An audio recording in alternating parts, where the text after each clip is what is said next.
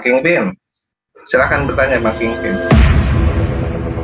Enggak, tadi kan Jawab aja dulu ya, itu pertanyaannya. pertama, apakah apakah enggak ini nyambung, apakah malaikat dalam kekristenan itu diciptakan? Kedua, Nanti dulu Bang, kalau jawab itu dulu, diciptakan, kalau itu diciptakan gitu kan, tugasnya atau apa ya, itu karakteristiknya seperti apa? Apakah murni seperti yang di Islam bilang, atau tidak mungkin durhaka, selalu menuruti patuh lah gitu kan, atau gimana gitu. Nah ketika itu bagaimana tuh menjelaskan tentang ada tuh malaikat yang dulu memimpin puji-pujian, kemudian tuh jadi berpaling gitu.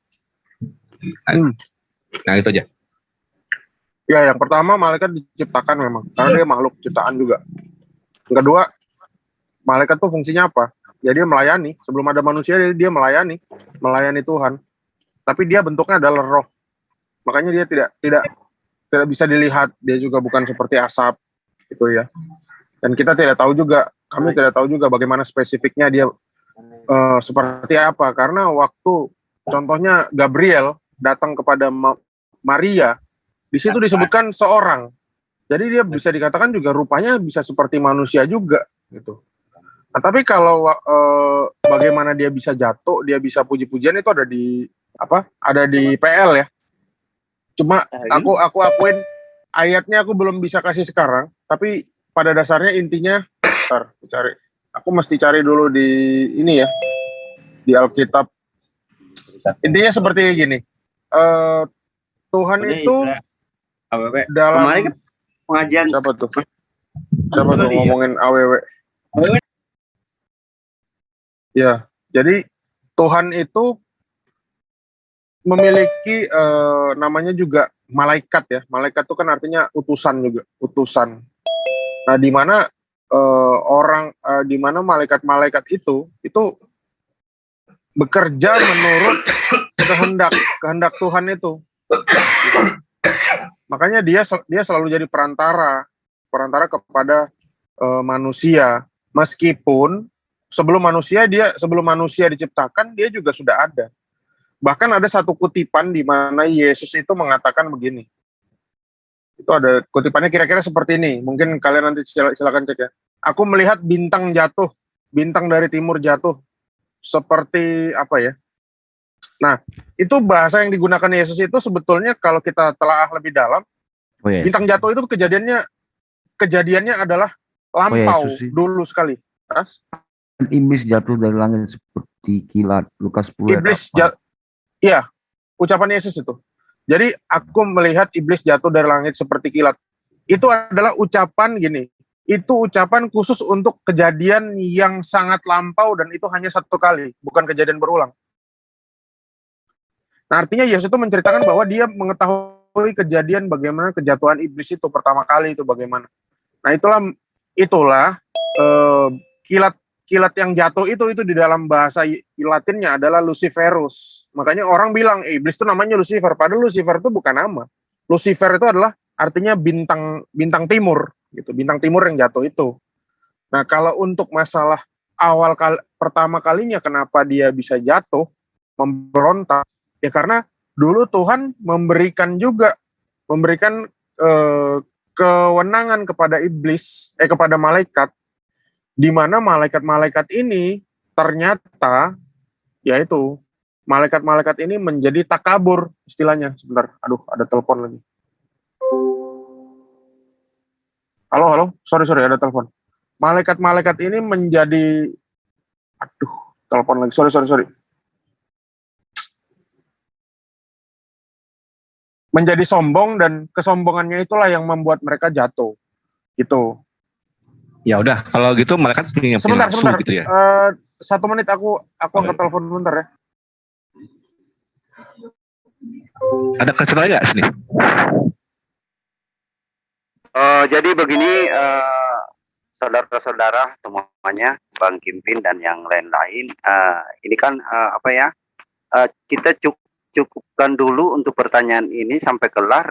Jangan buat pertanyaan baru lagi karena kita di sini ada Gurunda Zuma, siapa tahu Ro Kayapas dan Gurunda Zuma angkat tema untuk diskusi, ya, gitu ya. Iya. Selesaikan dulu Nggak, untuk pertanyaan ini sampai kelar masing-masing dari Iya. dua. Nggak, saya habis ini mau selesai. Cuma gini, saya mau tanya nih sama Kristen ya, gitu kan. Kalau itu malaikat punya nafsu, ya, itu kan punya free will lah, gitu kan. Terus apa jaminannya tuh kalau malaikat kayak Gabriel, Mikael, Rafael itu nggak akan memberontak juga, gitu. Karena kalau dibilang tuh, kirain mau nyebut Mike Tyson, ya apa jaminannya gitu? Ya gitu aja, udah selesai. Kayak pas mana? Nanti disampaikan aja, disampaikan aja. Oh ya, oke. Jadi kita cukupkan dulu, nanti biar angkat tema ya. Nanti kalau Bang Juma mau, silakan angkat tema.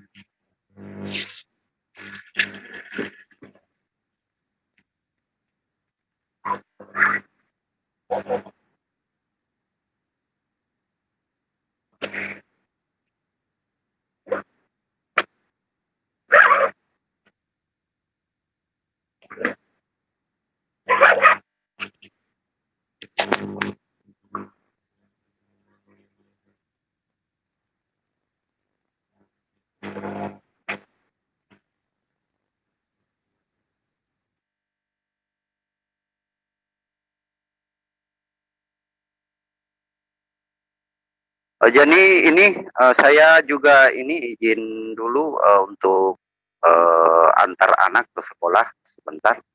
Untuk host saya lempar dulu ke Pak Ucok Tebas. Siap ya Pak Ucok Tebas? Pak Ucok. Ini.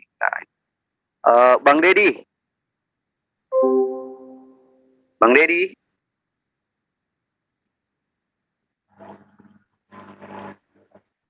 Halo Bang Dedi. Di mute mungkin. Ya. Saya lempar host dulu ya, mau antar anak dulu. Siap, Bos. Awas jatuh hostnya. Itu jauh-jauh.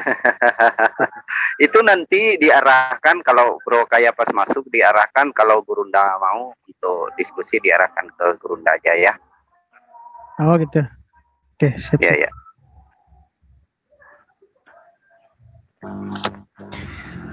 Mana? Bang Juma, Assalamualaikum. Waalaikumsalam warahmatullahi wabarakatuh. Bagaimana kabarnya Bang Juma? Alhamdulillah sehat. Alhamdulillah. Assalamualaikum. Iya, antum sehat kan? Waalaikumsalam.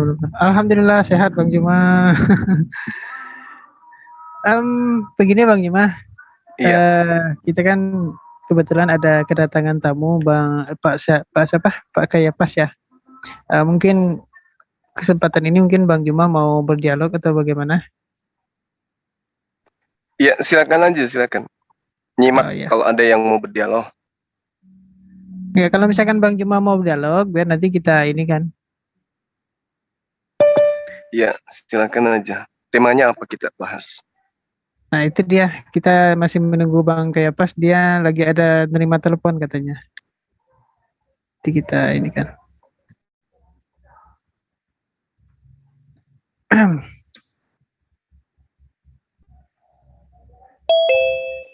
Itu udah masuk Pak Kayapasnya.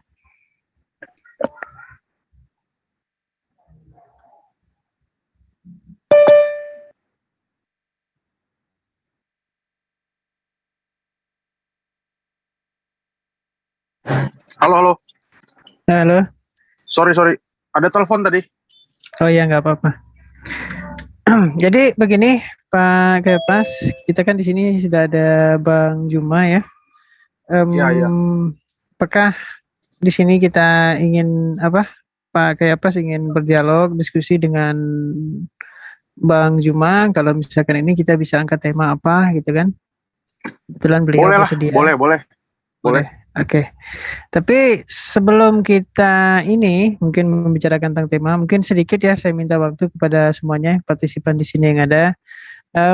Saya ingin di dalam kita melakukan diskusi maupun dialog antara Islam maupun Kristen, kita di sini menjaga ketertiban, kenyamanan bersama supaya apa? Supaya apa yang ingin kita paparkan, apa yang ingin kita sampaikan itu bisa terserap, bisa diterima dengan baik oleh netizen-netizen ataupun orang-orang yang ada di luar sana yang mendengarkan dialog tersebut, sehingga informasi yang kita ingin sampaikan itu tersampaikan dengan baik. Jadi seperti itu. Kemudian juga hindari yang namanya penghujatan sembahan satu dengan yang lain. Kemudian jangan menghujat personal. Jadi kita berdialog secara santun. Intinya kita memberikan contoh etika adab yang baik di dalam kita berdialog maupun berdiskusi. Ya, kita boleh saja berbeda keyakinan, tetapi tetap ingat kita ini adalah di bawah naungan satu NKRI. Kita ini adalah sama-sama anak bangsa negara Republik Kesatuan Republik Indonesia. Jadi seperti itu mungkin yang bisa saya sampaikan. Ini saya bukan menggurui ya, tapi hanya ingin mengingatkan supaya kita terjalin dialog diskusi yang santun. Jadi seperti itu. Terima kasih. Silakan Pak Kayapas, Bang Jumah, mungkin bisa menentukan tema apa yang ingin didiskusikan. Iya, silakan. Bahas apa kita? Kita bahas keilahian Nabi Muhammad gimana? Keilahian. Keilahian Nabi Muhammad. Boleh nggak judulnya itu? Maksudnya? Kok Iya, ada keilahian? daripada kita berdiskusi bahwa Nabi Muhammad itu bukan Nabi, maka alangkah lebih baik kalau saya mengambil tema bahwa sisi positif Nabi Muhammad. Beliau masih memiliki keilahian dan tapak-tapak itu masih bisa kita lihat jejak-jejaknya. Gimana? Keilahian itu apa menurut saudara? Itu dulu. Keilahian itu adalah sifat-sifat ilah yang dimiliki oleh Nabi Muhammad. Sifat-sifat ilahi. Mungkin teman-teman bisa luruskan, bisa bantu saya memahami ini. Bisa. Teman-teman Muslim.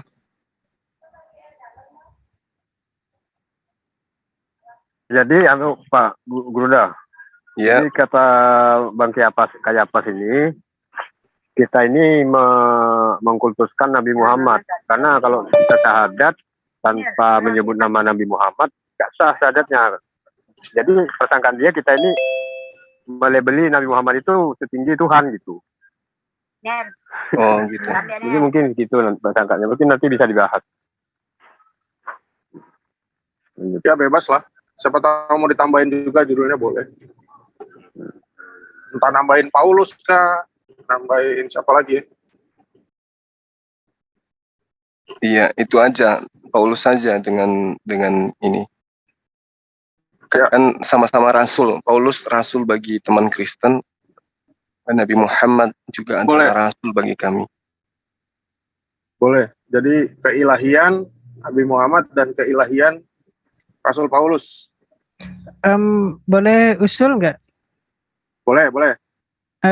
Kalau menurut saya sih gimana ya? Saya sendiri agak canggung sih mendengar Iya, itu dia. keilahian Nabi Muhammad. Boleh nggak kalau seandainya kita ganti gini?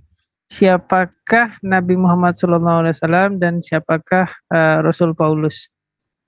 Ini Udah, boleh. bagus temanya. Boleh. Apakah Bebas. Nabi Muhammad SAW dianggap Tuhan oleh orang Islam?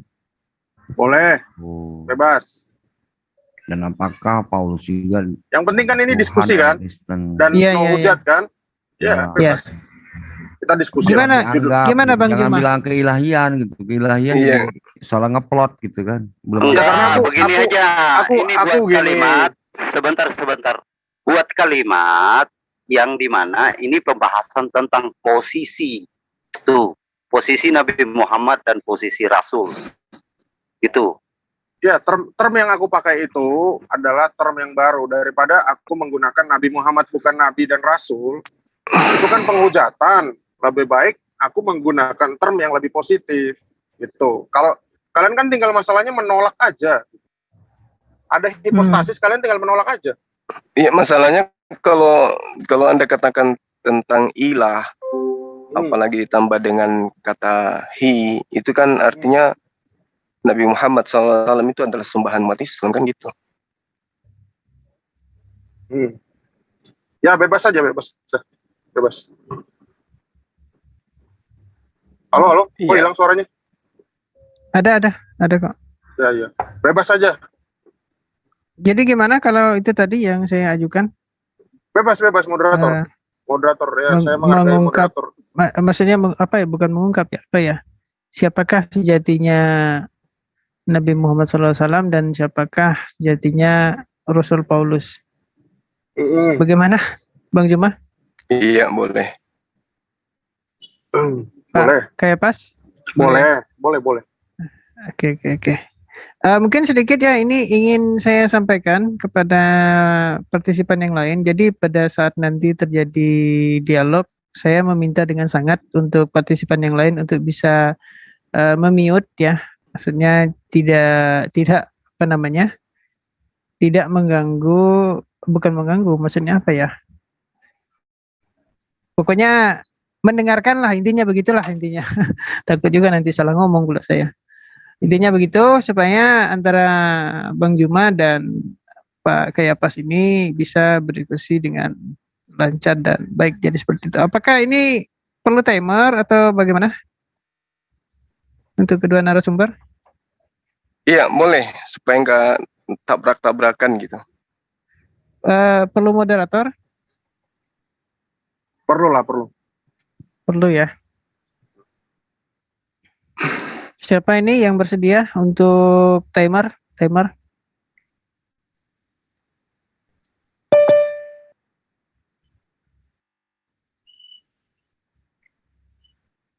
Ini pastiin dulu, ini kan kita akan diskusi mungkin sejam 2 jam ke depan. Pastiin dulu nanti sholatnya jam berapa gitu. Saya paling 1,5 jam, Bang. Iya, nanti soalnya daerahnya si Zuma itu kan udah selesai sholat. Udah. Yang mayoritas nonton di sini baru mau sholat. Iya, maksudku kita akhiri 1,5 jam ke depan. Karena saya juga ada aktivitas setelah itu.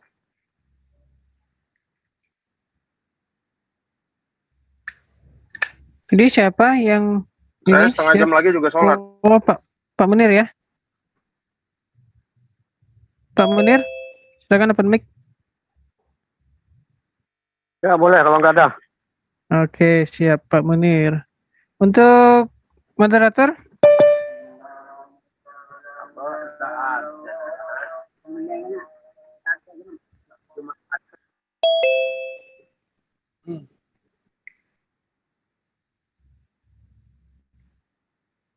Siapa ini moderator?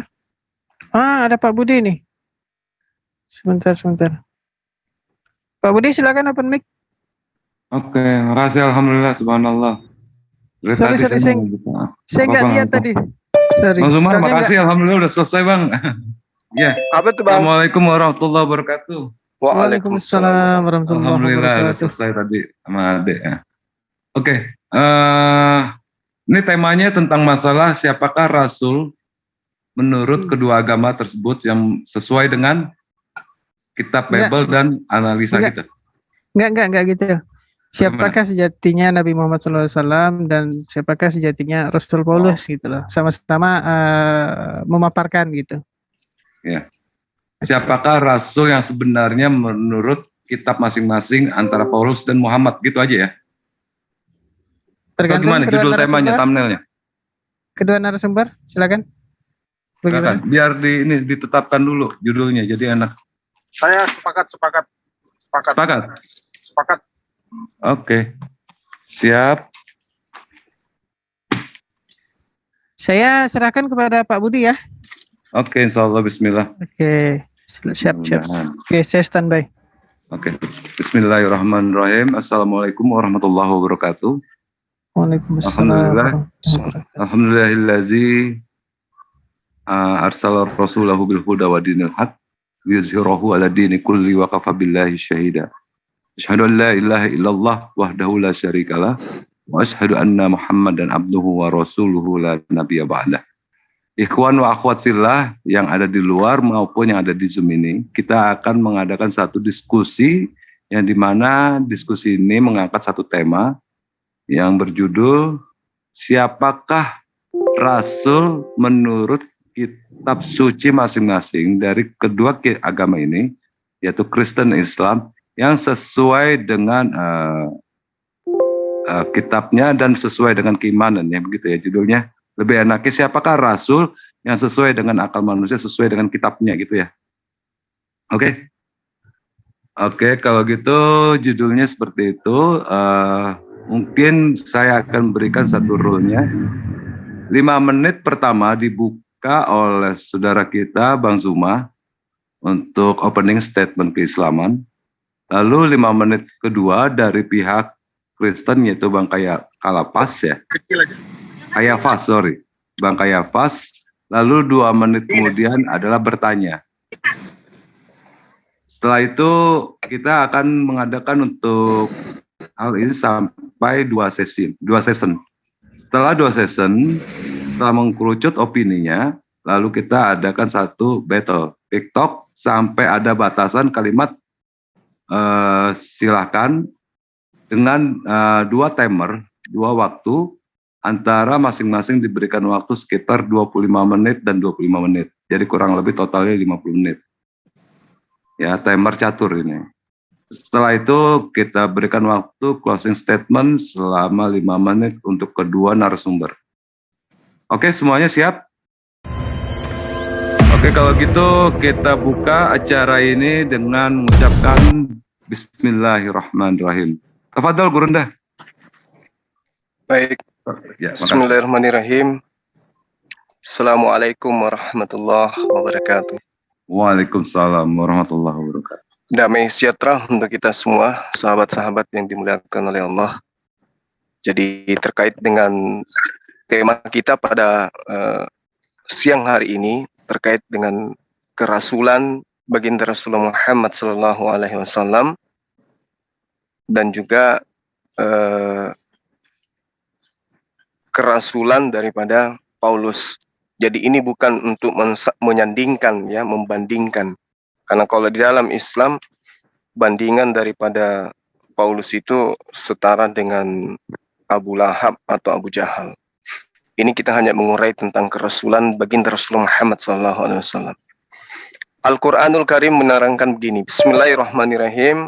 Wa iz ahazallahu midaka nabiyyin lama ataitukum min kitab wa hikmah thumma ja'akum rasulun musaddiqul lima ma'akum latu'minunna bihi wa latansurunna qala aqrartum wa akhaztum ala zalikum isri qalu aqrarna qala fashhadu wa ana ma'akum minasyahidin.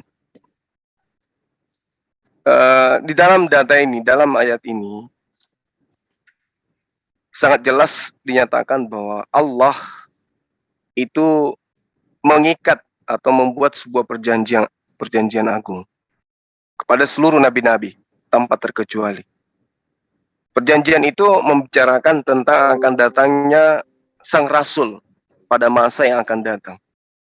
Dan di ayat ini wajib bagi seluruh nabi-nabi untuk beriman kepada sang rasul tersebut. Nah, pada ayat ini ada 3 komponen yang harus dipahami. Yang pertama adalah kata mithaq, yang dalam Al-Quran diterjemahkan dengan perjanjian agung yang amat dahsyat. Jadi Tuhan berfirman dengan menggunakan kata mithaq ini, itu merupakan isyarat betapa pentingnya perjanjian ini. Perjanjian yang meneguhkan kepada kita bahwa perjanjian diikat sendiri oleh Allah sebenarnya bukan perjanjian biasa, tapi adalah suatu perjanjian luar biasa dan perjanjian yang sangat serius. Nah, ini terjadi pada masa praeksistensi para nabi. Yang kedua, kata al-nabiyyin yang juga termaktub di dalam surah ayat yang tadi yang saya katakan. Ya, secara literal kata al-nabiyyin ini tentu ditujukan kepada semua nabi-nabi, tidak terkecuali Isa.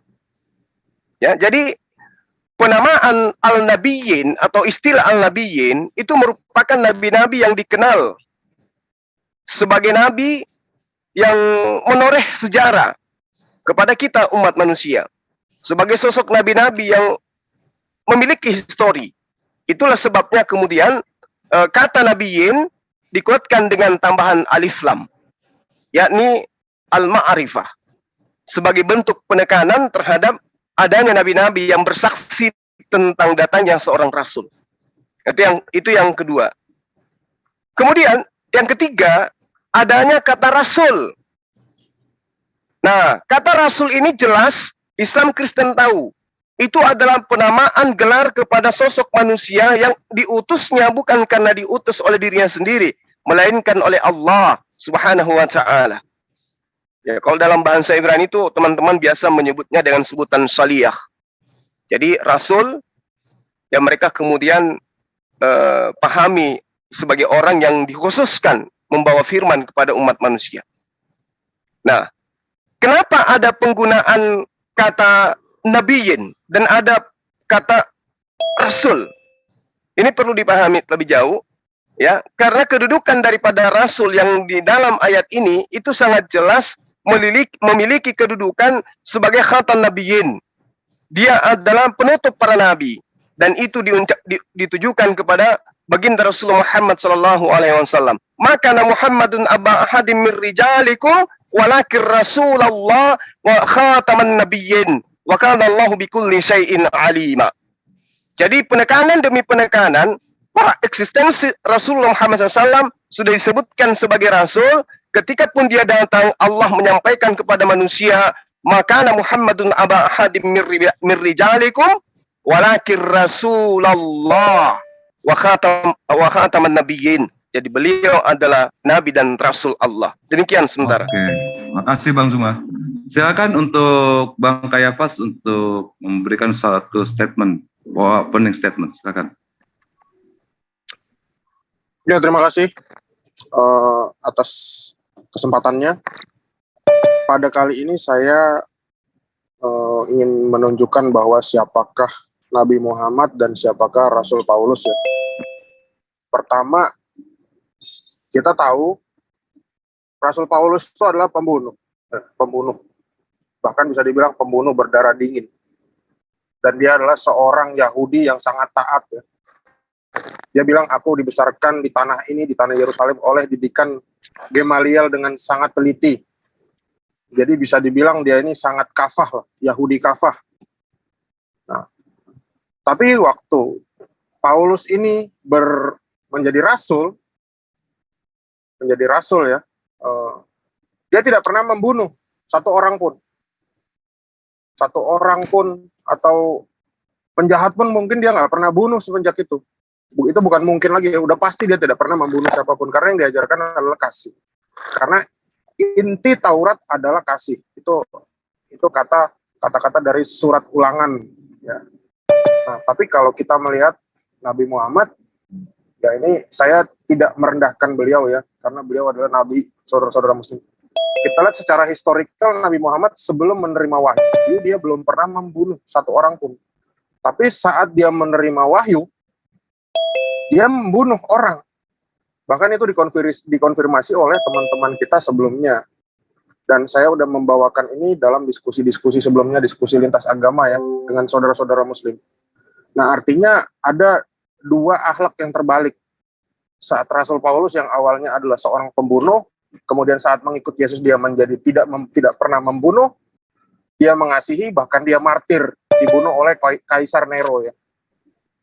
Tapi Nabi Muhammad awalnya bukan pembunuh, malah dalam peperangan dia membunuh ternyata. Ya, terlepas itu mempertahankan akidah atau apa, artinya ada sesuatu hal yang jauh lebih dalam yang dilakukan oleh Rasul Paulus dari yang lebih dahulu ada daripada Nabi Muhammad. Kemudian kalau boleh saya share screen, boleh nggak kira-kira moderator? Minta izinnya silakan. Timer pause. Ya, pause dulu timer. Ini masih opening statement kan ya? Ya, masih. Jangan dulu bahas yang seberang-seberang. Oh iya, apa-apa, iya. Dek. Nggak masalah. Jangan dibatasin dong. Kalau dibatasin mending nggak usah Nggak masalah. diskusi kita. Justru itu adalah senjata yang akan balik kepada dia nanti. Nggak Iya, apa-apa. lu masih Oh, Kristen dulu aja. Sesi tanya jawab baru lu nyebrang. Nanti Bang, Lanjut. untuk masalah Narasumbernya Eh, Kores atau Zuma ini? Kagak. Gua ketua Kalau Zoom. mau digantikan boleh. Enggak, itu gue cuma komplain itu doang. Silakan lanjut lagi. Oke, share screen bisa. silakan. Silakan. Nah, bisa diizinkan oleh ini. Silakan. Timer. Silakan. Belum bisa nih, belum bisa bang, belum bisa bang. Oh, jadi Bisa. co-host dulu berarti. Oke. Bang. Udah bisa. Oke, Sudah. ini ada Iya, buku. Saya akan bagi ke teman-teman juga jika punya ya. Di Tokopedia maupun di Shopee ada. Judulnya Kisah Para Nabi Ibnu Katsir. Ini salah satu buku dari 2 buku yang akan saya bahas di pembukaan. Di halaman 828, ini bukunya, buku yang saya kasih ini buku asli ya, bukan screen capture ya. Di sini disebutkan bahwa Nabi Isa itu bertemu dengan Rasul Paulus. Di sini disebutkan Paulus, lihat yang saya garis merah. Paulus, bahkan sanad Rasul Paulus ini dari Dina dalam kurung Ananias. Lihat yang di atas ya. Nih. Dina atau Ananias. Ini persis seperti apa yang disebutkan oleh Kisah Para Rasul. Bahkan Rasul Paulus di sini juga ditulis buta semenjak dia ketemu dengan Isa. Yang nulis Ibnu Katsir loh ya, bukan Ibnu Aderion atau Ibnu Ginca, bukan. Ibnu Katsir. Dan yang kedua, di dalam buku Ibnu Khaldun, ini mungkin teman-teman Muslim tahu ya siapa Ibnu Khaldun ya. Sebentar. Ibnu Khaldun halaman 414. Bentar ya teman-teman ya, jangan tidur dulu. 414. Sebentar. Kelihatan nggak ini? Aku geser-geser. Bentar. Tahan dulu. Lihat. Sebentar. 414. Ini judulnya apa? Ini Penjelasan 403. tentang Paus Petrus dalam agama Kristen dan Kohan dalam agama Yahudi. Ini ditulis oleh Ibnu Khaldun yang juga memiliki dia adalah sosiolog, cendekiawan Muslim di abad pertengahan ya. Nah ini, dia menjelaskan bahwa ada orang yang bernama Paulus. Paulus. Ntar aku. Sorry Pak. Bentar. Saya baca dulu. Aku geser sebelah lagi. Baru 413 ini Bang. 415 nih. 415. Ya, 415 ini bahkan dia Poinnya menulis. di mana? Di nomor berapa? Dia menulis, sebentar. Dia menulis bahwa ada rasul-rasul, ada murid-murid Isa yang bernama itu nama sama, menurut dia itu sama persis dengan apa yang ditulis dalam Injil. Nih ada lihat Paulus di dalam jadi bingung aku. Rasul Paulus. Sebentar. Dicek halaman antara halaman 414 dan halaman 415. Itu juga menyebutkan ada Rasul Isa yang namanya Paulus. Di sini juga kita lihat di bab di dalam paragraf ketiga yang saya lingkarin ya. Dan termasuk itu adalah tulisan dari Injil. Jadi gini, jika Muslim, saudara-saudara Muslim ini menolak adanya kerasulan Paulus, saya justru tanda tanya besar. Karena dari dua cendekiawan ini dan Ibnu Katsir yang tulisannya diakui oleh kalangan Islam sendiri. Waktu habis. Udah, lanjut. Itu footnote-nya tadi nanti tolong dicatat ya, footnote-nya yang ada di data-data buku itu dicatat Boleh, sama kami. ini ku kirim ke WhatsApp aja ya. dua buku Oke, ini boleh itu nggak? footnote ya. Biar Pasti kalian cek. semua buku itu diambil dari narasumber satu buku ataupun pendapat. Boleh. Oke. Ada yang ada nomor WA yang bisa dikirim nggak? Biar kalian baca. Yang ditahu aja jangan dari ke pemilik ini aja, pemilik Zoom. Atau ke Bang Zuma boleh. Nggak punya nomornya aku. Oke. Ya, lanjut. Oke, silakan 2 menit untuk bertanya. Siapa nih? Maksimal 2 menit ya. Kalau bisa diperkecil aja waktunya. Kita kasih waktu yang agak enggang untuk bertanya. Siapa duluan?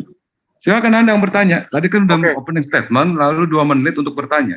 Ya, aku nanya ke Zuma, mengkonfirmasi statementku di awal. Nabi Muhammad pernah membunuh orang sebelum menjadi rasul atau belum? Iya, Udah baik. itu aja. Ya, Oke. silakan Bang Juma. Baik, bismillahirrahmanirrahim. Jadi pertanyaan yang sangat menarik, apakah Rasulullah Muhammad SAW sebelumnya pernah membunuh? Jadi perlu dipahami, seperti yang saya terangkan tadi di awal, bahwa praeksistensi Rasulullah Muhammad SAW itu sudah diperjanjikan di atas perjanjian yang sangat agung, perjanjian yang sangat dahsyat. Artinya bahwa keberadaan beliau, kedatangan beliau itu sudah diketahui oleh para nabi. Apa yang ingin saya uraikan di sini?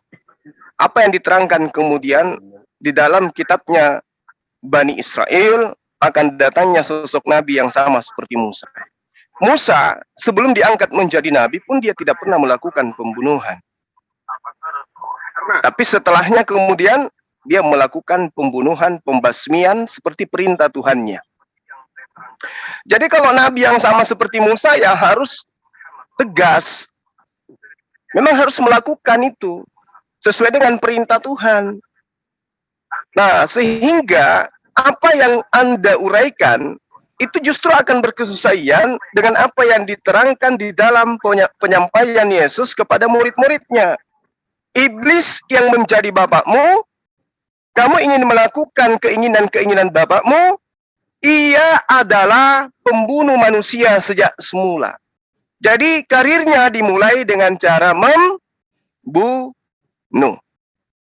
Jadi bapak yang iblis ini mengawali karirnya dengan cara membunuh. Itu dulu.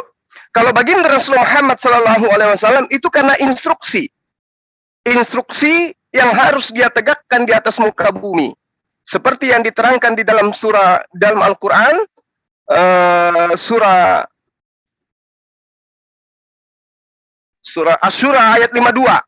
Ya, di situ sangat jelas dikatakan, wa kadzalika auhayna ilaika ruhan min amrina, dan demikianlah kami wahyukan kepadamu Muhammad ruh.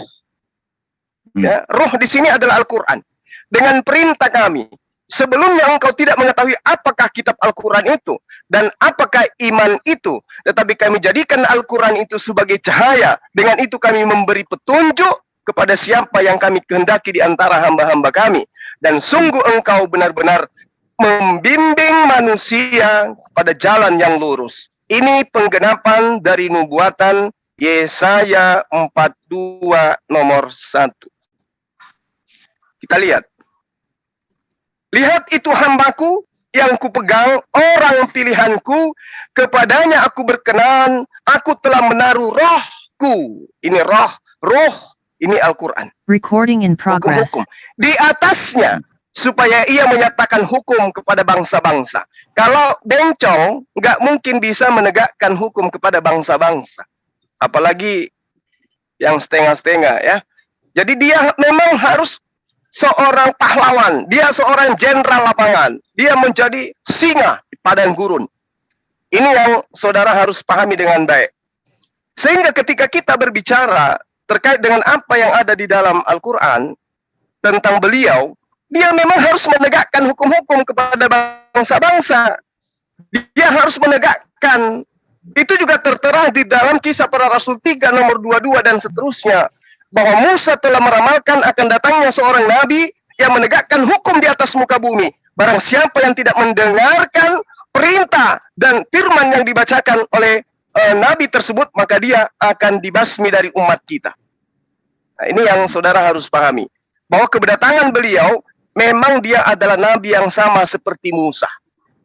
Supaya dia menyatakan hukum kepada bangsa-bangsa maka dia harus melakukan apa yang menjadi perintah Tuhan. Coba lihat Musa. Ketika datang Musa, apa yang dilakukan? Membunuh, menjara, membunuh. Tidak membiarkan apapun yang hidup yang menjadi acuan perintah dari Tuhannya. Kalau ada nabi justru yang dibunuh, ya itu suruh pakai subtext. Kenapa saya katakan demikian? Inilah penggambaran nubuatan itu. Hukum Tuhan harus ditegakkan. Karena kenapa? Manusia cenderung kepada dosa. Jadi yang datang itu harus berapi-api hukum itu. Ketika ada yang membantai, harus ditegakkan hukum itu. Ini yang diterangkan. Jadi kalau Anda mengatakan dia mengawali hidupnya dengan cara membunuh, kembali kepada nubuatan Yesus, Yohanes 8 nomor 4, dia si iblis itu yang adalah bapakmu, adalah manusia yang mengawali karirnya dengan cara membunuh manusia. Dan itu dia terangkan sendiri dalam Kisah Para Rasul 22 nomor 4. Dan aku menganiaya pengikut-pengikut Tuhan sampai mereka mati. Laki-laki dan perempuan ku tangkap dan kuserahkan kepada penjara-penjara. Dia mengawali karirnya dengan cara membunuh. Silakan. Oke Bang Zuma, dikasih waktu 2 menit untuk bertanya Bang. Baik, pertanyaan saya kepada saudara. Yesus adalah Sang Firman. Kata di dalam kitab saudara, Tuhan berbicara kepada kita melalui perantaraan anaknya. Tuhan, Sang Bapa, berbicara kepada kita melalui perantaraan anaknya. Kisah Para Rasul 22 nomor 2, Kisah Para Rasul Yohanes 17 nomor 8 dan seterusnya. Yesus sebagai sumber untuk menegakkan perintah Tuhan. Pertanyaan saya kepada saudara, siapa Paulus menurut Yesus? Ya, silakan Bang. Man huwa, siapa dia? Menurut Yesus, bukan menurut Paulus, bukan menurut asisten Paulus. Yang saya tanya, man huwa Paulus? Kalau Paulus saja tidak pernah menyebut nama Yesus, jangan ngemis ke tafsir-tafsir Islam. Akan malu nanti Anda. Silakan. Silakan Bang Ayapas untuk menjawab. Lalu setelah itu 2 menit untuk bertanya nanti. Silakan. Ya. Silakan. Bisa didengar. Suaranya agak putus-putus. Tadi dengan yang saya dengan yang saya halo. Masih putus-putus? Masih. Halo. Ya, itu stabil. Stabil ya. Ya. Jadi tadi Brother Zuma sudah bilang, jangan pakai dalil Islam. Ya, ini saya tidak pakai dalil Islam. Saya mengambil dari sejarah saja. Jika saudara-saudara Muslim menganggap Yesus Kristus adalah Isa Al-Masih, tentunya 1000 tahun yang lalu atau 1000 beberapa ratus tahun yang lalu, Ibnu Katsir dan Koldun tidak akan menyebut Paulus sebagai rasul juga. Nah, cuma saya tidak mau mengais-ngais dari situ. Kapan Yesus mengangkat Paulus menjadi rasul? Saat Paulus bertemu dengan Yesus di Antioquia. Yang kedua, untuk mengangkat seorang menjadi imam atau rasul itu haruslah dengan berjabat tangan. Kita lihat dalam Galatia 2 ayat 9. Yang mengangkat Paulus itu menjadi rasul itu adalah Petrus atau disebut Kefas ya, Yohanes dan Yakobus. Kita bisa lihat juga. Nah, itu yang angkat adalah murid-murid Yesus itu sendiri. Karena Yesus itu berkata bahwa pergilah dan ajarkanlah, jadikanlah semua bangsa muridku. Artinya Yesus mengangkat murid-muridnya itu menjadi guru. Guru atas apa? Atas dunia ini.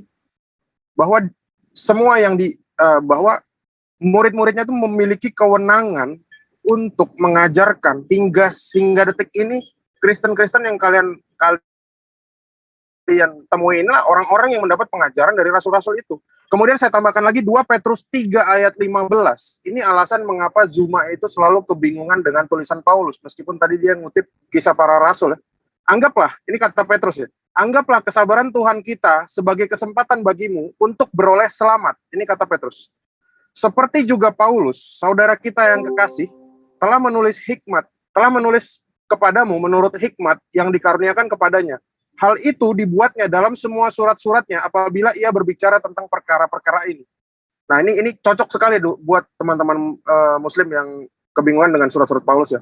dalam surat-suratnya itu ada hal-hal yang sukar difahami, sehingga orang-orang yang tidak memahaminya dan tidak teguh imannya memutarbalikannya menjadi kebinasaan mereka sendiri. Sama seperti yang juga mereka buat dengan tulisan-tulisan yang lain. Nah, ini sangat mengena. Di dalam pandangan cendekiawan Muslim, Paulus adalah rasul. Bahkan Mufasir sendiri menyebutkan surat Yasin ayat 14, salah satu rasul dalam 3 utusan itu adalah Paulus.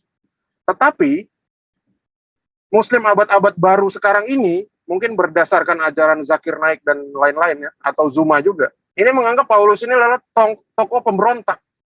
Bahkan pertanyaannya selalu menyudutkan. Paulus ini adalah rasul, dan dia mati martir, dan hingga detik ini kami tidak pernah mendoakan Paulus untuk masuk surga. Berbeda dengan kalian, di mana dalam sholat kalian selalu menyebutkan, berikanlah rahmat kepada Nabi Muhammad dan keluarganya sebagaimana engkau mengaruniakan rahmat kepada Nabi Ibrahim. Mungkin jawaban saya seperti itu. Saya kembalikan ke moderator.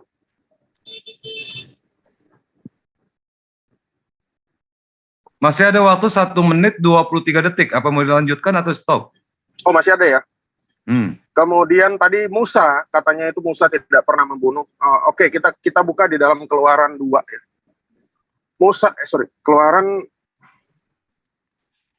Keluaran 2 ayat 11 dan 12. Di situ itu adalah dalilnya Musa sebelum diangkat menjadi nabi, dia pernah membunuh orang. Nah, itu jangan kalian, makanya Bro Zuma harus membaca Alkitab dulu baru berkoar-koar. Dan di Keluaran 7 itulah baru Musa diangkat sebagai nabi. Berfirmanlah Tuhan kepada Musa, lihat aku mengangkat engkau sebagai Allah bagi Fir'aun. Dan abangmu itu akan menjadi nabi.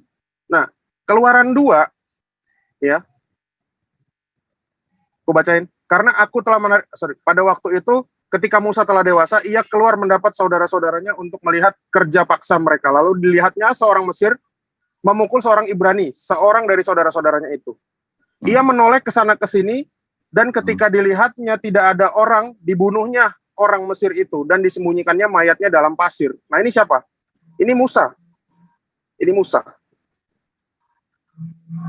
Ya, itu yang tadi aku sampaikan ya. Terima kasih. Oke, untuk waktunya 2 menit. Moderator sebentar 2 menit lagi aku ada telepon sebentar. Aku keluar 2 menit ya. Mohon maaf. Oke, siap. Saya tunggu. Ya, sambil menunggu, mohon maaf ya teman-teman yang melainkan, silakan dikasih tanda centang ya, tanda centang warna hijau.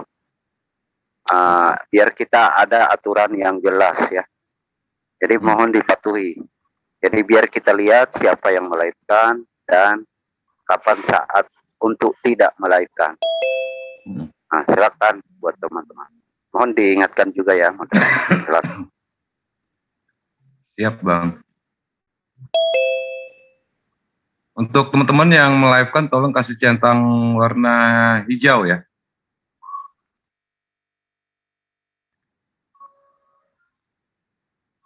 Riva, Spasial Agent 009, wartawan debat, Lensa News, enggak jadi ya Lensa News ya, Hidayah Channel, Lensa News Muslim, Hidayah Channel, Andromedia, Akidah Channel, Sang Hamba, dan Pak Munir. Kalau sehat masalahnya channelnya.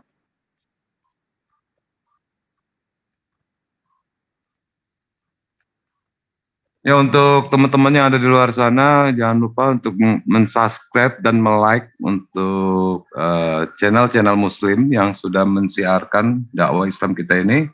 Di antaranya narasumber kita adalah Bang Zuma, guru kita, guru kristologi kita, yang insya Allah semoga dia diberikan barokah oleh Allah dan ilmunya. Begitu juga kepada teman-teman dari pihak Kristen juga nih ada, mungkin ya kalau bisa di like subscribe juga untuk penganut Kristen ke Menara Siar Kristennya. Betul, saya nggak hafal dan saya juga nggak tahu. Oke, kita menunggu selama 2 menit untuk narasumber yang kebetulan sekarang ini lagi ada telepon.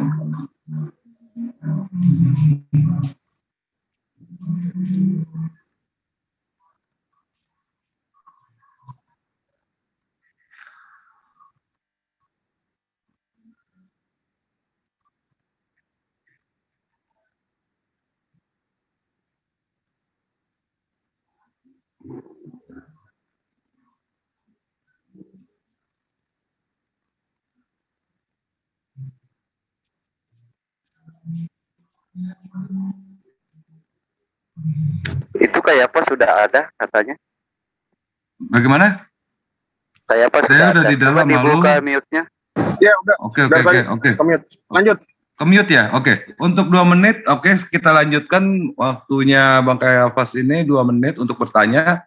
Kalau bisa dipersingkat pertanyaannya, biar kita bisa mengkerucut ke satu opini dalam diskusi ini. Ya silakan Ya, Bang Kayafas. Tadi Zuma mengutip ulangan 18 ayat 15 kalau tidak salah itu ya, tentang nabi yang akan dibangkitkan. Nah, nabi yang akan dibangkitkan itu bagaimana bisa lari ke Arab Saudi? Karena konteks yang disebutkan pada saat firman itu diucapkan itu kepada bangsa Israel, bukan kepada bangsa Ismail, ya. Jadi bagaimana itu bisa melompat dari zaman Musa yang udah ribuan tahun sebelum baginda Rasul Nabi Muhammad, dan bagaimana itu bisa melompat ke Arab? Saya butuh cocok logi atau keterangan yang logis terhadap hal tersebut. Terima kasih. Oke. Itu aja ya pertanyaannya ya. Oke, terima kasih waktunya Bang Kayafas. Silakan ke Bang Zuma untuk menjawab. Iya. Waktunya diberikan 5 menit. Tafadhol. Baik. Pertanyaannya tadi, apa kaitannya kemudian ya tentang Nabi yang datang di dalam ulangan 18 ya, nomor 18 dan seterusnya. Jadi kalau kita melihat dari uraian daripada ulangan 18 ya, itu sangat jelas apa yang tertuang di dalamnya itu berkesesuaian dengan baginda Rasulullah Muhammad SAW. Kita lihat bagaimana kemudian diterangkan bahwa aku akan menaruh firmanku di dalam mulut Nabi tersebut. Artinya akan ada Nabi yang mana pada mulutnya ditorehkan firman Tuhan yang kemudian disampaikan kepada seluruh umat manusia. Makanya hukum Tuhan itu harus disampaikan kepada bangsa-bangsa. Dengan cara apa? Dengan cara Tuhan memberikan hukum, menaruh di mulut Nabi tersebut, lalu kemudian Nabi tersebut menyampaikan kepada seluruh umat manusia. Nah, kalau dikatakan bahwa Nabi itu sama seperti Musa, ya, kalau dikatakan itu dikhususkan kepada Bani Israel, itu juga keliru. Kenapa? Karena di dalam ulangan 34, ya, kalau saya nggak keliru, di situ dikatakan bahwa tidak akan ada lagi Nabi yang sama seperti Musa. Tidak akan ada lagi Nabi yang sama seperti Musa. Nah, untuk menyederhanakan itu kemudian, kita lihat di dalam Kisah Para Rasul 3, apa yang diterangkan di situ. Ya, itu jelas bahwa Nabi yang ada di sana adalah Nabi yang digunakan oleh Tuhan untuk membasmi orang-orang yang menolak perintah Tuhan. Itu jelas di situ. Terkecuali kalau Nabi itu mau dikatakan kepada Yesus, berarti hari ini harus diputuskan Yesus itu adalah hamba Allah dan bukan Tuhan itu sendiri. Jadi yang dikatakan di situ adalah Nabi itu adalah Nabi Muhammad SAW. Aku akan menaruh firmanku di mulutnya. Nabi yang dikutaruh firman di mulutnya, inilah yang kami katakan Al-Quranul Karim. Al-Quranul Karim inilah firman yang ditaruh Allah di dalam mulutnya. Sehingga Al-Quran ini bahasa Arab, hadis-hadis juga adalah bahasa Arab, tetapi kemudian antara perkataan yang muncul di dalam Al-Quran dengan perkataan yang muncul di dalam hadis sama-sama menggunakan bahasa Arab, tapi jelas terlihat bahwa itu adalah firman Tuhan. Ini yang kemudian ingin saya uraikan kepada saudara.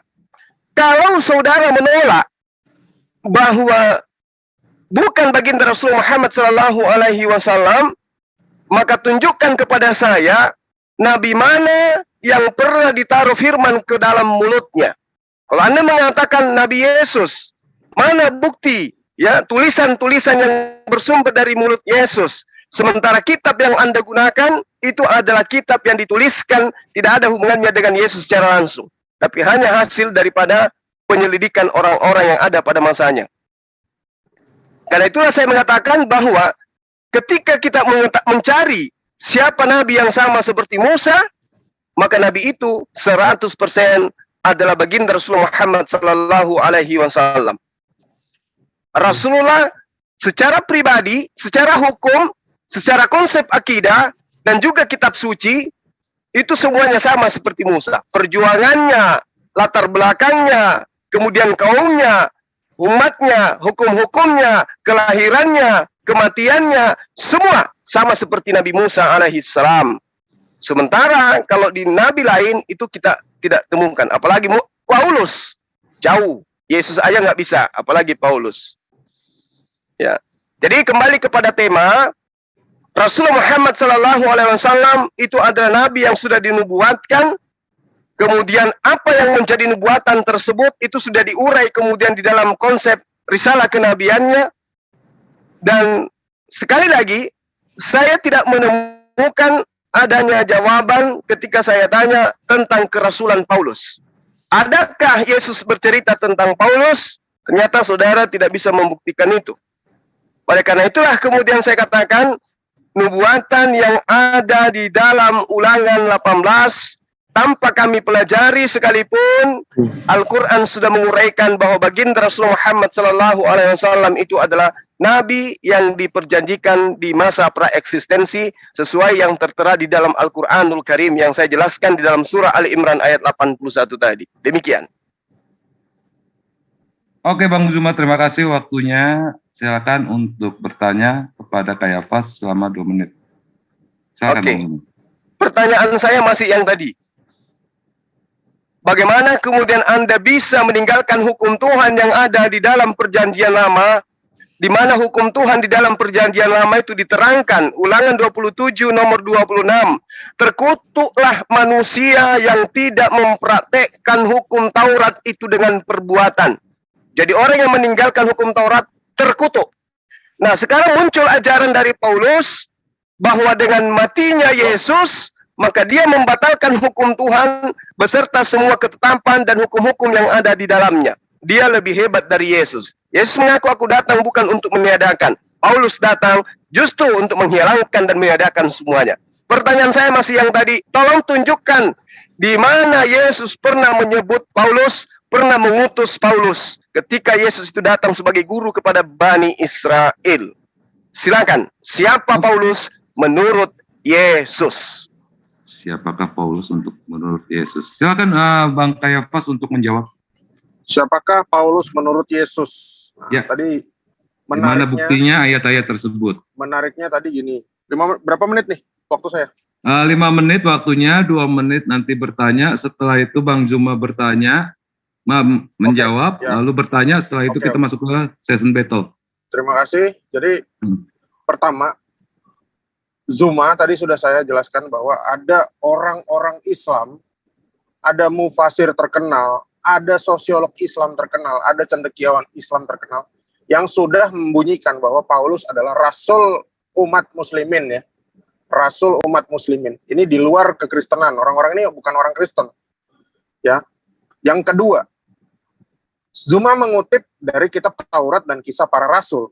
Artinya secara tersembunyi, dia mengakui bahwa Rasul adalah Paulus. Karena Kisah Para Rasul ditulis oleh Rasul Paulus. Dia percaya nggak dengan tulisan yang kami sebut sebagai kitab Taurat? Sehingga mengutip Ulangan 18 ayat 15. Makanya tadi dia tidak bisa menjelaskan mengapa kok nabi berikutnya itu bukan dari kalangan Israel, tapi kalangan Ismail. Nah, kalau ditanya buktinya mana? Memang Nabi Muhammad itu menggenapi apa yang tertulis dalam kitab Taurat, tapi bukan ayat 15. melainkan ayat 20, Ulangan 18 ayat 20. Itulah kisah Nabi Muhammad. Nah, bukti mengapa ayat Ulangan 18 ayat 15 itu adalah Yesus. Karena Yesus itulah Sang Firman. Sang Firman itu memiliki gelar Kristus karena dia mempunyai 3 jabatan. Sebagai nabi, ya orang Kristen mengakui Yesus itu nabi. Sebagai raja, iya, Yesus itu sebagai raja. Karena apa? Karena dia keturunan Daud yang dijanjikan oleh Samuel 2 ayat 17. 2 Samuel 2 ayat 17. Ya. Dan dia sebagai imam, yaitu Imam Melkisedek. Imam yang jauh lebih tinggi daripada Imam Lewi. Itu makanya. Nah, itu juga yang menyebabkan Yesus mati, tapi dia bangkit dan tidak mati lagi hingga sekarang. Mana ada manusia seperti itu. Nah, tapi anehnya Nabi Muhammad ini tertera di dalam Ulangan 18 ayat 20. Kalau perlu nanti saya bacakan ya. Saya bacain aja dulu ya. Ulangan 18 ayat 20. Aku udah buka ini, yang lain. Nah, tentang Taurat, orang Kristen tuh masih melakukan sama seperti yang ditulis oleh Taurat. 10 perintah Allah itu masih berjalan, termasuk kami pun tetap menjalankan Sabat, tapi dalam konsep kekristenan. Karena bagi kami, percuma merayakan Sabat apabila Yesus bangkit di hari Minggu. Yang lebih penting adalah kebangkitan Kristus. Karena itu semua sudah dinubuatkan. Nah, Ulangan 10 ayat 16. Ulangan 10 ayat 16. Ini Taurat loh yang ngomong ya. Sebab itu, sunatlah hatimu dan janganlah kamu lagi tegar tengkuk. Sebab Tuhan Allahmu Allah ya segala Allah yang segala Allah dan Tuhan segala Tuhan. Allah yang besar, kuat, dahsyat dan tidak memandang bulu ataupun menerima suap. Nah, itu makanya di dalam kekristenan kami ini mengasihi karena inti dari Taurat itu mengasihi. Percuma kita ngikutin 10 perintah Taurat tapi kita tidak mengasihi gitu. Kita mengikuti 10 perintah Taurat tapi kita menghujat saudara-saudara muslim, memaki-maki, ngomong kotor, kan sama aja. Intinya semua itu kasih. Kita ketemu di Zoom ini karena kasih. Bukan karena apa. Kasih itu nomor 1. Konsep keislaman kan juga mengenal habluminallah, habluminannas. Ya itulah, palang salib itu digambarkan dengan itu. Hubungan antara sesama dan Tuhan. Kalau kita tidak mengasihi Tuhan dan sesama, maka bullshit lah kita hidup ini. Gak ada gunanya gitu. Anak kita bisa kita kasihi. Kenapa kita harus susah mengasihi orang lain gitu kan? Nah, jadi seperti itu. Mengenai diangkat tadi, saya udah menjelaskan bahwa Yesus dan Paulus itu adalah sama-sama orang Yahudi. Yesus kenal sama Paulus nggak? Paulus kenal sama Yesus nggak? Orang Yahudi di Yerusalem itu tinggal beribadah dalam satu tempat yang namanya Bait Allah. Ibaratnya Zuma di Jakarta ibadah di Istiqlal. Terus si Tristan juga ada di Istiqlal. Setiap hari beribadah di situ. Mungkin nggak Zuma dan Tristan sama-sama tidak tahu? Tidak mungkin. Kecuali Masjid Istiqlalnya ada banyak. Nah, artinya Paulus ini tahu siapa Yesus. Yesus juga pasti tahu. Makanya dari segi itulah Yesus bertemu dengan Paulus dan mengutus Paulus itu. Meskipun Paulus ditulis dalam kitab yang kalian selalu bilang, oh ini tidak ditulis oleh murid-muridnya langsung. Tapi Paulus memiliki sanad yang jelas. Dia berjabat tangan. Berjabat tangan itulah sanad. Itu makanya saya menanyakan ke teman-teman muslim, dari mana orang Islam punya ajaran mencium tangan kiai atau ustadz? Padahal kalian tidak punya sudah habis, Bang tangan. Ya. Oke, Bang Kayafas, waktunya sudah habis. Sepertinya opini kita ini sudah mengkerucut. Kayak kita persingkat aja, karena langsung aja kita masuk ke session battle ya. Karena udah mengkerucut tentang masalah Paulus ini. Sebelum kita melanjutkan, dari tadi kita kan cuma mendengar katanya Ulangan 18. Jadi saya moderator 18, cuma ingin membacakan saja. 18 ayat 20. Bukan 18. Oke, Ulangan 18 dari Bang Zuma, saya bacakan aja. Seorang nabi akan kubangkitkan lagi mereka dari antara saudara mereka. Seperti engkau ini. Aku akan menaruh firmanku dalam mulutnya, dan ia akan mengatakan kepada mereka segala yang kuperintahkan kepadanya. Lalu Bang Kayafas mengeluarkan dalil, yaitu di Ulangan 18 nomor 20, tetapi seorang nabi yang terlalu berani untuk mengucapkan demi namaku, perkataan yang tidak kuperintahkan untuk dikatakan olehnya, atau yang berkata demi nama Allah lain, nabi itu harus mati. Apakah Rasulullah mati? Apakah Paulus mati? Silakan untuk menjawabnya di session battle ini. Mohon maaf. Tolong timer, untuk timer, sorry, Paulus sebentar bukan nih Bang nabi ya. Ini waktu Mohon maaf, saya Pak bicara Budi. dulu. Tolong Pak untuk Budi. timer siapkan waktu 25 menit, 25 menit. Coba disiapkan dulu waktunya. Diganti waktunya 25 menit. Tadi waktunya tadi itu dua timer. 25 menit, tambah lagi 25 menit. Satu lagi, ada 2. Kalau begini rincuh. Nah, yang tadi 25, diganti 25. Jadi kan 55. Nah, ada dua. Catur, sistem catur kita. Sistem catur, Bang. Yang kayak tadi, Bang. Nah, itu dia, siap. Oke, kalau Budi. begitu, Pak Budi, ya. mohon izin, tolong diingatkan bagi yang melive-kan untuk memasang tanda centang. Sekaligus dipromosikanlah channelnya. Oh, Silakan. langsung aja, Bang. Terima kasih. Langsung aja, Bang. Langsung sampaikan untuk masalah live. Oh ya, untuk teman-teman yang live, diberikan tanda centang warna hijau. Lalu saya mengharap kepada kepada seluruh netizen maupun yang ada di dalam Zoom untuk mensubscribe dan like dari Menara Syiar kita, khususnya untuk MMCI Makassar Mualaf Center Indonesia. Kalau bisa hari ini pindahkan subscribe-nya itu dari tempat lain ke MMCI dan Menara Syiar Islam seluruhnya yang ada di Indonesia. Oke, kalau gitu kita lanjut ke session battle. Waktu yang kita berikan masing-masing 25 menit. Dan pembicaraan akan diberikan waktunya setelah Anda mengucapkan kata silahkan. Apabila di antara Anda berdua ada yang melanggar sebelum lawan bicara mengatakan silahkan, saya berhak untuk memotong waktu Anda selama 10 detik. Oke? Kalau gitu saya persilahkan untuk dua narasumber berbicara. Tafadhol, silakan. Iya, bentar moderator. Kita fokus kepada Nabi Muhammad SAW atau kepada siapa ini? Nubuatan atau gimana? Karena saya lihat ini terpecah ini tema. Oke. Tadi Bang Zuma mengeluarkan menyeberang ke Paulus dengan dasarnya itu adalah Ulangan 18:18 yang dikhususkan untuk adalah nubuatan kepada Nabi Muhammad SAW. Sedangkan Kayafas menyatakan bahwa Nabi Muhammad itu adalah seorang Rasul yang jelas-jelas dia itu dulunya tidak pernah mengangkat pedang, akhirnya dia mengangkat pedang. Nah, di sini opininya adalah keterbalikan dari persepsinya kedua narasumber ini. Rasulullah diperintahkan kalau Rasul Paulus ini adalah diperintahkan untuk tidak melakukan peperangan. Manakah yang layak untuk disebut Rasul dari dua kitab suci yang kita masing-masing pegang? Begitu Bang Zuma. Iya. Baik. Saya mulai ya. Tafadhol, siapa aja silakan. Berdua. Oke. Tolong teman-teman semuanya di-mute ya.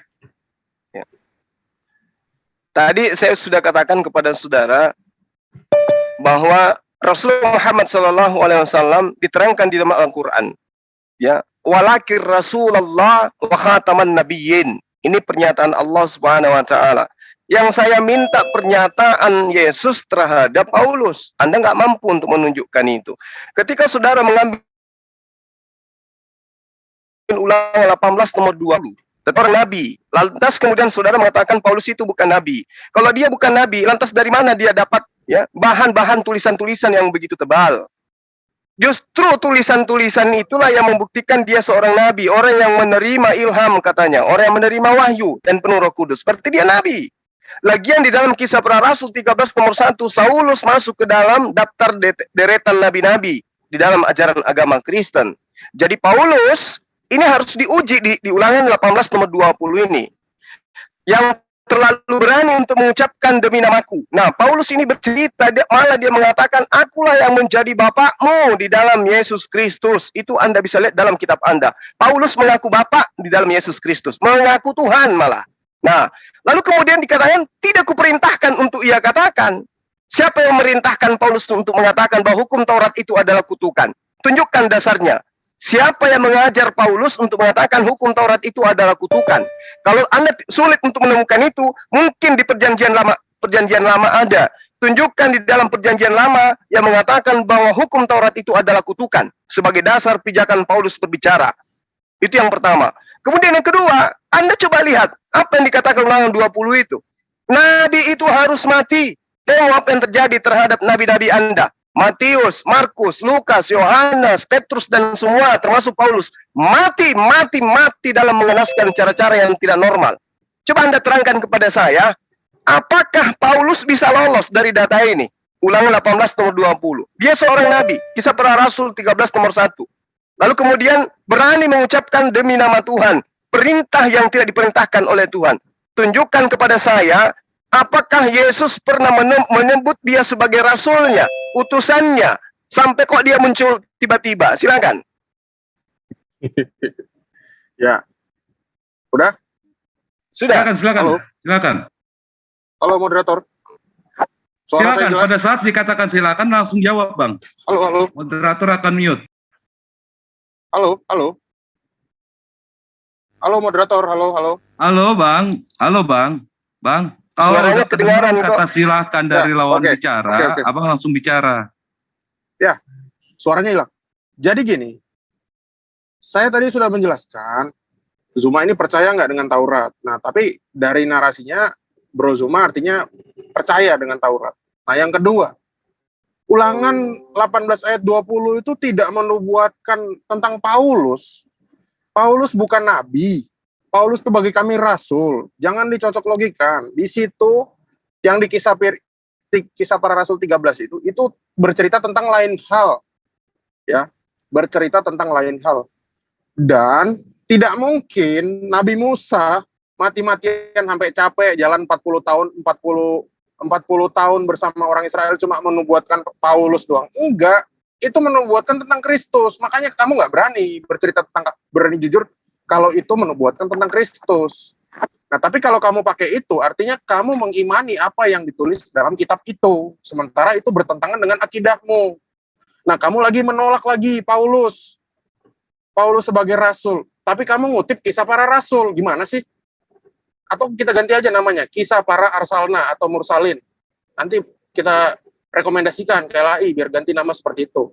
Nah, kalau ucapan Yesus, kitab Injil itu ditulis setelah zaman Yesus, setelah Yesus naik ke surga. Artinya mungkinkah Yesus mengatakan di dalam situ bahwa dia mengangkat Rasul Paulus? Kalau mencari kalimat letterlek seperti itu, kita tidak akan menemukan. Karena kekristenan lahir dari apa yang diajarkan Yesus, yaitu disebut tradisi suci. Setelah itulah lahirlah Injil. Rasul-rasul itu tidak pernah menginjili pakai kitab PB. Dia nginjilin pakai kitab PL. Makanya tanah Yerusalem sendiri isinya menjadi mayoritas orang-orang Kristen, orang Yahudi tersingkirkan sehingga membuat ajaran baru yang dinamakan Yahudi Ortodoks. Nah, Yahudi yang asli aja itu percaya sama Kristus, apalagi kalian yang hidup 700 tahun baru ada kitabnya, gitu loh. Makanya akan susah mencerna. Makanya saya lebih percaya tadi Ulangan 18 ayat 20 lebih cocok dikenakan ke Nabi Muhammad daripada ke Yesus. Yesus tidak kena karena dia adalah Sang Firman. Yang kedua, dia bangkit. Quran pun menarasikan bahwa Yesus itu tidak mati, Isa itu tidak mati. Artinya apa yang tertulis di dalam Ulangan 18 ayat 20 itu digenapi dalam Nabi Isa. Nah, Nabi Isa menurut Ibnu Khaldun mengutus orang yang namanya Paulus di kota Antioquia. Nah, artinya selesai sudah, permasalahan ini sudah selesai. Tapi kalau Nabi Muhammad kita lihat contohnya kita lihat Al-Ahzab ayat 37. Ini suatu firman yang sangat aneh ya. Kalau kita bilang firman itu kutaruh dalam mulutnya ya, seperti kata Bro Zuma tadi. Ini kata-kata Al-Ahzab ini saya bacakan. Dan ingatlah ketika engkau Muhammad berkata kepada orang-orang yang telah diberi nikmat oleh Allah dan engkau juga telah memberi nikmat kepadanya, pertahankanlah terus istrimu dan bertakwalah kepada Allah. Sedang engkau menyembunyikan di dalam hatimu apa yang dinyatakan oleh Allah dan engkau takut kepada manusia, padahal Allah lebih berhak engkau takuti. Maka ketika Zaid, nih lucu nih ada kata-kata gini, maka ketika Zaid telah mengakhiri keperluan terhadap istrinya Zainab binti Zainab binti Al-Jahas, menceraikannya, kami nikahkan engkau dengan dia agar tidak ada keberatan bagi orang-orang mukmin muslim ya untuk menikahi istri-istri anak-anak angkat mereka apabila anak angkat itu telah menyelesaikan keperluan terhadap istrinya, dan ketetapan Allah itu pasti terjadi. Ini absurd sekali, bro. Bagaimana seorang rasul masalah hubungan ranjangnya atau dia punya istri baru ya, will, menjadi satu ayat, Al-Ahzab ayat 30. Sementara Rasul Paulus itu tidak pernah dia main sama cewek atau dia mau nikah siri terus jadi ayat, tiba-tiba ada ayat Korintus berapa gitu. Ini nggak mungkin. Makanya ini saya tadi premis saya bahwa Nabi Muhammad ini menjadi ilah karena kejadian sekonyol seperti ini aja ini bisa menjadi satu wahyu gitu. Yang dipetik itu entah apa maknanya. Seperti itu, bro. Mohon ditanggapi, silakan. Iya, yang pertama yang kita bahas ini adalah Paulus, bukan Yesus ya. Ulangan 18:20 itu adalah Paulus. Dia harus mati. Apa yang terjadi kepada seluruh penulis-penulis kitab Anda? Anda mengatakan Anda mengutip, berarti Anda percaya. Saya tidak percaya kalau itu firman Tuhan. Tapi yang bukan firman Tuhan saja membuktikan kebobrokan daripada rasul Anda. Anda mengatakan Paulus itu bukan nabi. Baca itu ayat yang kitab Anda. Datanya begitu. Di Antioquia ada beberapa nabi. Titik 2, Saulus. Jadi nggak bisa Anda bantah itu.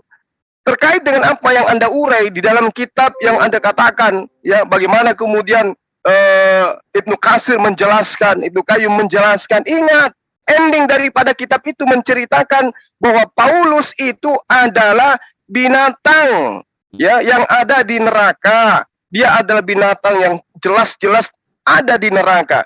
Di situ dikatakan di dalam kitabnya, ya, bahwa Paulus ini adalah anak haram. Anda pikniknya terlalu dekat soalnya. Coba Anda lihat secara mendetail daripada kitab itu apa yang dikatakan. Ya, allamahum zalika rajulun minal yahudi yaqulu lahu bulus wa qalatil yahudu huwa waladun zina. Dia adalah anak haram, dia anak zina. Wa kazabu kulluhum. Dia astagfirullahaladzim. Ini yang menjadi andalan Kristen, tapi dia tidak baca bacaan selanjutnya. Paulus di situ diterangkan bahwa dia anak haram. Jadi jangan lagi bawa-bawa tafsir Islam untuk menjelaskan bulus Paulus itu. Paulus yang diterangkan di dalam Ulangan 18 nomor 20. Nabi itu berkata tidak sesuai dengan firman Tuhan, tapi dia membawa-bawa nama firman Tuhan. Makanya Yesus mengatakan, iblislah yang menjadi bapakmu dan kamu mau melakukan keinginan-keinginan bapakmu. Ia adalah pembunuh sejak semula. Nah, untuk supaya Paulus ini terbebas dari pidana, saya minta kepada Anda tunjukkan pernyataan Yesus, layaknya pernyataan Yesus memanggil Filipus di dalam Kisah Para Rasul 8. Wahai Filipus, ikutlah kepada aku. Sekarang tunjukkan kepada saya pernyataan Yesus tentang Paulus, bahwa mulut Yesus pernah keluar kata Paulus untuk supaya menguatkan Anda Paulus itu adalah rasul. Silakan. Silakan Bang Kayafas. Oke. Izinkan aku share screen lagi, boleh? Sebentar dulu. Ini baterai saya tinggal 3. Kebetulan kabel datanya casnya rusak. Tolong kalau ada yang mau ganti timer. Gantiin timer, ada yang bisa ganti? Sebentar. Waktunya di stop dulu. Waktu stop dulu. Ya, udah. Ganti timer bisa? Atau dicas dulu, Pak? Biar kita nggak terganggu diskusi kita nih. Ini masalahnya kabelnya. Waktunya 20.16. Terus sama 20.08. Kabel casnya yang rusak. Coba tolong kalau ada yang bisa gantikan timernya. Kalau nggak ada, kita lanjut ya Pak Munir ya. Hah? Ini coba lihat, tinggal 3 ini. Baterai saya ini. Takutnya mati tengah jalan nanti. Waduh. Nah, ini longgar. Waduh, nggak bisa dicas langsung Pak Munir. Biar nggak pecah diskusinya. Mana sih Al? Coba cari Al. Sudah ada itu. Agen Pak Munir. Waktunya Nggak bisa. berapa? Ada. Oke. Ini. Jadi pecah deh nih ininya diskusinya. 2016 punya Ini kayak untuk apa? Muslim. 2016 2008. Nah, Muslim berapa? Muslim Muslim 20 2016. Muslim 2008, Oke. Kayapas 2016. Kayapas 2016. Oke. Udah ya, saya cabut ya. Oke. Oke, terima kasih. 2 waktu ya. Oke, siap. Kurangin dulu itu yang 5 menit. Kurangin. 20:08. Ya, betul. 16. Kan tadi katanya dari Kayapas. Oke, sudah Kayapas ya. 2016, Oke. kemudian Ustadz Zuma 208. Ya, oke, siap. Tampilkan dua-dua waktunya, Bang. Bentar, itu ada iklannya lagi. Ya, nggak apa-apa. Tutup. Seru ini, udah mulai seru ini. Udah mulai Nah, ngerucut ini. yang atas Bang Juma ya. Yang atas, yang Oke, bawah. siap. Oke, kalau gitu saya minta maaf untuk narasumber dan juga teman-teman yang ada di luar sana. Dan jangan lupa untuk subscribe. Mafi Muskila. Menara siar kita, salah satunya yaitu MMCI. Tolong di subscribe. Oke, untuk kelanjutannya saya persilakan untuk Bang Zuma menjawab pertanyaan dari Bang Kayafas. Tafadhol. Tolong di mute semua. Kayaknya tadi sesi terakhir aku deh, bukan deh? Oke, Saya yang minta pertanyaannya beliau tadi di untuk Kisah Para menjawab Rasul. Mana pernyataan Yesus yang menyebut Paulus yang begitu hebat di dalam agama Kristen pegang peranan. Silakan. Oke, silakan. Ya, aku boleh share screen ya. Di pause dulu. Oke. Silakan. Habis itu nanti dicabut lagi. Oke. Ya.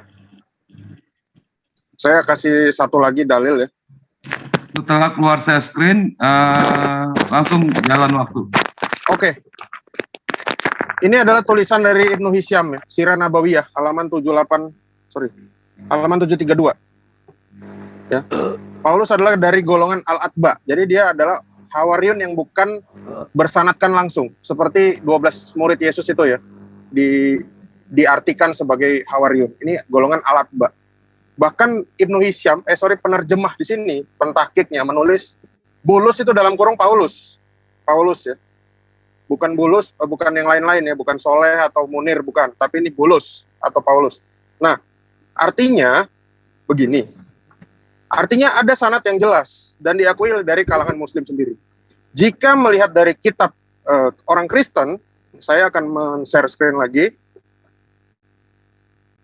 Nih, Kisah Para Rasul 22 ayat 8. Di sini ada narasi antara Yesus dan Paulus. Yesus dalam rupa cahaya. Karena apa? Karena Yesus sudah dimuliakan. Yesus sudah kembali kepada fitrahnya, yang dimana dia mengosongkan diri, kemudian saat dia kembali ke surga, dia kembali lagi fitrahnya menjadi sang firman. Keilahiannya penuh, dan kemanusiaannya tetap ada. Makanya saat bertemu dengan Yesus, dia dalam rupa cahaya. Nah, Paulus sehingga buta. Ini tadi yang dikonfirmasi oleh tulisan Ibnu Khaldun tadi halaman 415. Tuh ya. Nah, kalau tulisan letterlek dari para rasul itu memang tidak ada. Tapi kita bisa menelaah dari sini. Kisah Para Rasul ini jelas adalah narasi tentang bagaimana rasul-rasul itu diutus oleh Yesus, Lukas, Markus, dan yang lain. Nah, sehingga pada saat ini, pada setelah kejadian ini kan diceritakan juga nih di ayat 12 bahwa dia ketemu dengan Ananias, ahli Taurat, ya, orang Yahudi yang jadi Kristen. Bahkan Ananias tadi ada juga di dalam Ibnu Khaldun. Makanya saya perlu menanyakan, kapasitas Zuma ini dia hanya membaca, menafsirkan kitab orang lain, atau dia juga membaca kitab-kitab yang ada beredar di kalangan Muslim itu sendiri. Karena jika narasinya semakin jauh, ini akan bertabrakan. Maka saya jadi curiga dia akidahnya seperti apa. Dia dengan Ibnu Khaldun, saya yakin Ibnu Khaldun lebih besar kalibernya tentang keislaman. Tapi kalau dia menanyakan ini jadi aneh. Dan kalian menyebut dia gurunda, saya khawatir kalian menggurukan orang yang keliru. Kalian mesti ngerti buku-buku kalian dulu, begitu. Nah, ada lagi hal yang menarik, dalam 1 Korintus 8 ayat 4, itu adalah kalimat tauhid yang ditulis oleh Paulus.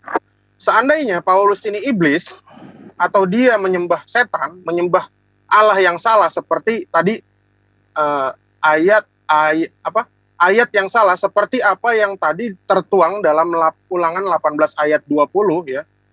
Jika seorang nabi sangat lancang, seandainya nih Paulus itu nabinya, maka 1 Korintus 8 ayat 4, saat Paulus mengucapkan tiada Allah yang lain daripada Allah yang Esa, artinya apakah bisa saya asumsikan juga Nabi Muhammad mengutip dari kutipan orang penyembah berhala? Jelas kan tidak mungkin. Atau bagaimana penjelasannya? Gitu. Saya kira udah cukup. Silakan. Silakan. Ya, jadi narasi apapun yang saudara bangun kemudian, kitab itu justru mengatakan Paulus itu anak zina. Itu dalilnya ada jelas itu. Di dalam kitab Suhibul Tafsir itu jelas dikatakan bahwa dia adalah binatang penghuni neraka. Ya, nanti kita bahas secara khusus tentang kitab itu. Nah, sekarang ketika Anda membawa narasi, sekarang ketika Anda membawa narasi kemudian, ya, ketika Anda membawa narasi bahwa Paulus itu mengajarkan tauhid, buktinya Yesus itu Tuhan di Kristen, dan itu adalah ajaran Paulus. Jika kau percaya dengan mulutmu bahwa Yesus itu adalah Tuhan, maka engkau akan diselamatkan. Artinya apa? Ketuhanan Yesus itu disebabkan karena ajaran Paulus. Mau Anda bawa 1000 kitab di sini untuk membenarkan kerasulan Paulus, itu tidak akan mungkin bisa. Kenapa? Fakta yang kita lihat di lapangan, Pauluslah yang membuat sembahan baru dalam bentukan manusia bernama Yesus. Jadi tidak ada cerita mau dia kiai selevel apapun, bahkan sahabat Rasulullah Muhammad SAW, bahkan baginda Rasulullah Muhammad SAW, Anda katakan ada di dalam Al-Quran mengatakan bahwa Paulus itu adalah rasul, saya akan tetap dan saya akan keluar dari ajarannya. Kenapa? Hari ini saya buktikan dia bukan rasul yang benar, karena dia mengajarkan menyembah kepada manusia. Percuma kamu bawa buku-buku, kitab-kitab, akan kubakar kitab itu. Karena faktanya tidak sesuai dengan buku yang kamu bawa, mau tafsir apapun itu. Fakta di lapangan orang Kristen menyembah anak manusia bernama Yesus. Jadi kalau Anda membawa narasi di kitab ini, di kitab itu, ini dan itu hoax. Karena faktanya di lapangan, Yesus yang adalah manusia adalah Tuhan kalian.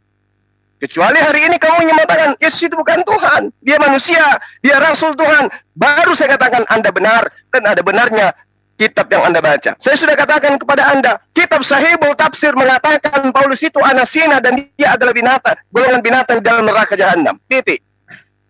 Kenapa dia dikatakan demikian? Sama pernyataan Yesus. Ya, iblis yang menjadi bapakmu dan kau ingin melakukan keinginan-keinginan bapakmu. Dia melakukan pembunuhan pada mula kali. Kemudian ketika dia berkata, dia tidak berkata atas dasar firman Tuhan, tetapi dia adalah bapa segala dusta. Pengakuan-pengakuan ini Paulus jabarkan di dalam kehidupannya untuk mendapatkan simpatik dari Romawi Yunani yang memang sudah menyembah dewa-dewa yang nusul menjadi manusia. Itu yang perlu saudara pahami. Ajaran Yesus, ajaran Paulus itu laksana langit dan kolong jembatan Ancol. Yesus mengajarkan ajaran tauhid, Paulus mengajarkan ajaran Trinitas. Dia mengajarkan Yesus itu adalah Tuhan. Yesus sendiri mengajarkan dirinya adalah utusan Tuhan. Antara Tuhan dan utusan Tuhan itu sudah pasti berbeda. Apa endingnya dari semua ini? Yerusalem hari ini masih memahami Tuhan mereka satu, Yesus tidak dikenal di sana. Yang kenal Yesus hanya di Romawi Yunani. Yang notabene-nya ajarannya memang sudah ajaran Trinitas. Itu yang perlu saudara pahami. Nah, kembali kepada tema kita. Anda tidak memberikan bukti sedikit pun. Paulus disebutkan oleh Yesus. Yang Anda sebutkan kisah para Rasul 9 itu justru menggenapi nubuatan Yesus yang mengatakan, waspadalah kepada antikristus yang penyesat, yang mengatakan di padang gurun ada Mesias. Pada saat dia ke Damsyik, dia berada di padang gurun, mengatakan dia bertemu dengan Mesias. Siapakah engkau Tuhan?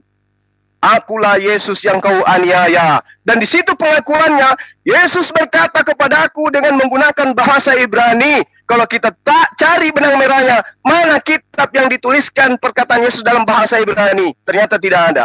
Sementara dalilnya di dalam pernyataan yang kita bahwa dari awal firman Tuhan akan ditaruh di mulutnya. Rasulullah Muhammad SAW itu adalah orang yang buta ilmu. Ya, dia tidak memiliki pemahaman, dia tidak bisa membaca, sehingga yang terlontar dari mulutnya adalah titipan Tuhan yang disimpan di mulutnya, sehingga dia mampu berkata-kata.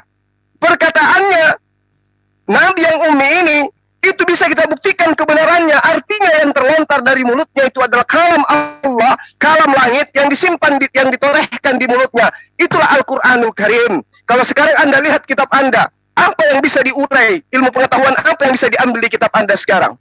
Tunjuk satu ilmu aja yang bisa diambil dari kitab Anda. Tidak ada. Bandingkan dengan Al-Quranul Karim. Apakah seorang yang buta bisa menorehkan ilmu yang sedemikian hebat dalam Al-Quran? Tidak mungkin. Kalau bukan firman Tuhan yang ditaruh di mulutnya, yang menjadi hukum-hukum di atas muka bumi ini. Satu hal yang mesti kamu paham. Negara kita ini ketika mengalami keterpurukan ekonomi, muncul satu ajaran yang berasal dari mulutnya baginda Rasul Muhammad SAW adalah sistem ekonomi syariah, dan itu bermanfaat bagi kehidupan bangsa dan negara kita. Dari kitab Anda, dari Paulus, apa yang bisa kita ambil di sana? Ilmu apa yang bisa diambil dari Paulus? Nggak ada. Oleh karena itulah Yesus mengatakan bahwa dia iblis, bapakmu itu iblis, kau ingin melakukan keinginan-keinginan bapakmu. Kembali kepada pertanyaan saya yang tadi. Tolong tunjukkan kehebatan saudara, kehebatan agama saudara, bahwa Paulus itu adalah utusan Yesus dengan dalil yang sangat sederhana. Layaknya Yesus memanggil Filipus di dalam Kisah Para Rasul 8. Wahai Filipus, kesinilah, ikutlah aku. Laksana Yesus memanggil Matius, wahai Matius, ikutlah aku. Sekarang tunjukkan kepada saya seorang Paulus yang begitu hebat menyamai Tuhan, menganggap dirinya setara dengan Tuhan. Kasih dalil bahwa Yesus memanggil dia. Pengakuannya, aku dipilih dari sejak rahim ibuku. Sekarang tunjukkan ke saya, mana pembuktian bahwa Yesus mengenal Paulus? Silakan. Ya, udah. Ya, jadi pembuktiannya di mana? Ya barusan dikonfirmasi sendiri. Kisah Para Rasul yang Anda baca itu adalah tulisan Paulus dan Anda mengakuinya. Kalimat tauhid itu adalah tulisan Paulus. Paulus lebih dahulu ada daripada agama Islam. Bagaimana kalimat tauhid ini bisa menjadi dasar agama Anda, bahkan tidak tertulis dalam Quran. Cuma kalian mengimaninya sebagai kalimat dasar keislaman. Terus tadi saya mau menanyakan, Paulus tidak menyembah manusia. Lah, sekarang begini, bro. Kekristenan itu saat Yesus naik ke surga, mereka ibadah di mana? Udah ada gereja? Belum ada. Bangunan gereja nggak ada. Orang Kristen itu ibadahnya di bait suci. Baca Kisah Para Rasul 2. Dia beribadah di bait suci. Rasul-rasul beribadah di bait suci. Termasuk Rasul Paulus beribadah di bait suci. Yang menyembah manusia yang Anda bilang manusia itu. Artinya otomatis rasul-rasul atau hawariyun, bahkan Paulus itu juga adalah musyrik. Permasalahannya saat mereka beribadah, orang-orang musyrik beribadah di bait suci, apakah bisa? Pertanyaan saya. Sementara ada orang juga, orang lain, orang Samaritan, orang Eseni, mereka juga bertauhid. Tapi apakah mereka bisa beribadah di dalam bait suci? Tidak. Karena jika mereka beribadah di bait suci, mereka akan dilempari batu sampai mati. Karena mereka bukan orang Yahudi.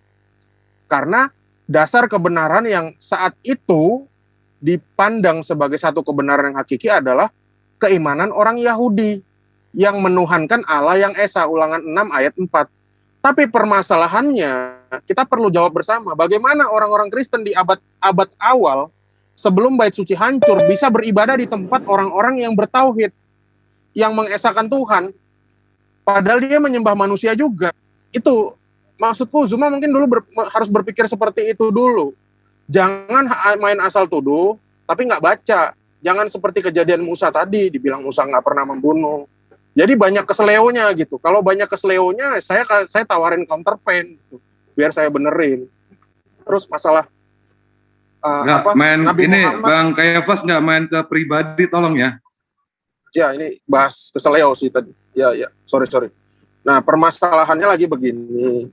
Nabi Muhammad tadi diandaikan, wah ada syariah, ada itu. Bagi kami dunia ini nggak ada itu masa bodoh. Yang penting kami ikut Kristus. Karena di mana dunia tidak ada Kristus, artinya itu sama saja di neraka. semua bisa diciptakan oleh Kristus. Butiran pasir, Zulkifli juga ciptaan Kristus. Semua kita di sini ciptaan Kristus menurut sudut pandang kami. Bagi kami nggak peduli mau nggak ada syariah, mau ini. Kalau bahas bank, oke, nanti kita bahas lagi. Saya juga perbankan.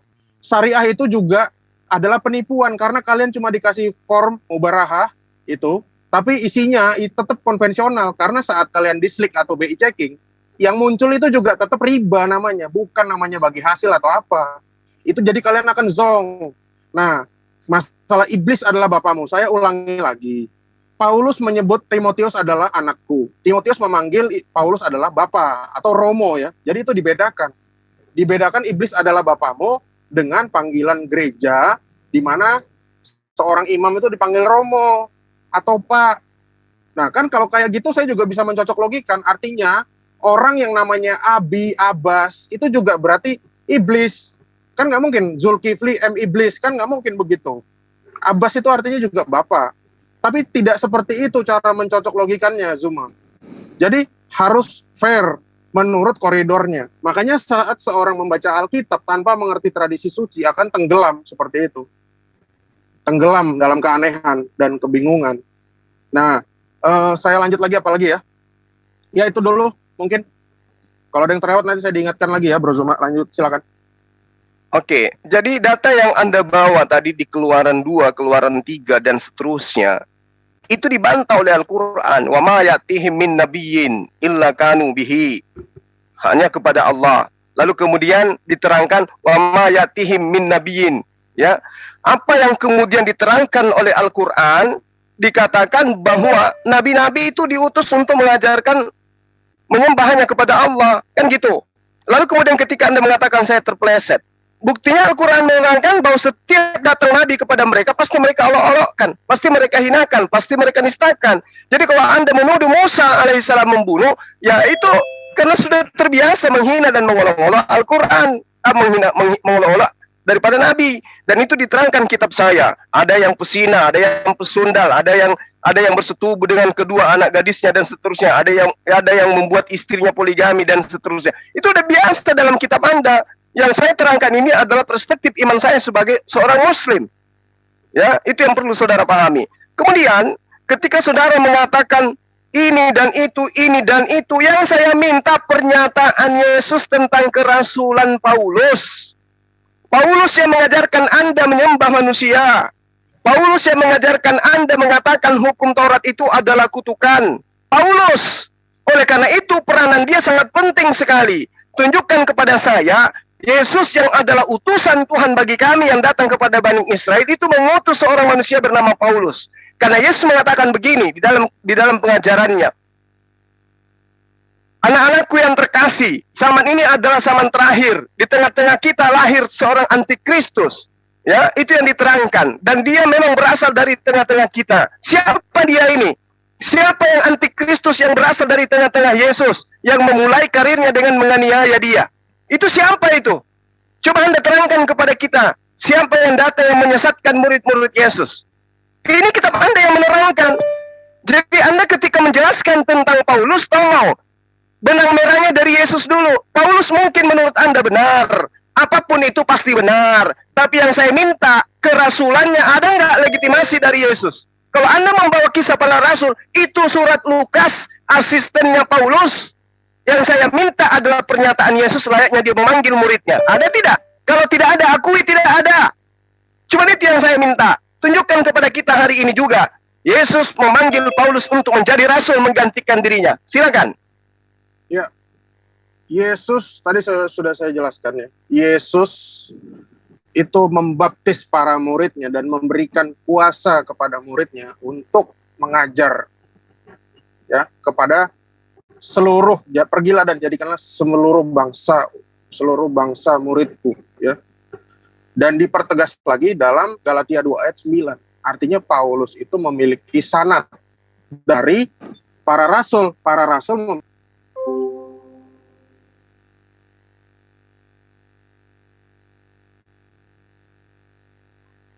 Halo. Cek. Keputus suaranya nih. Stop dulu waktunya.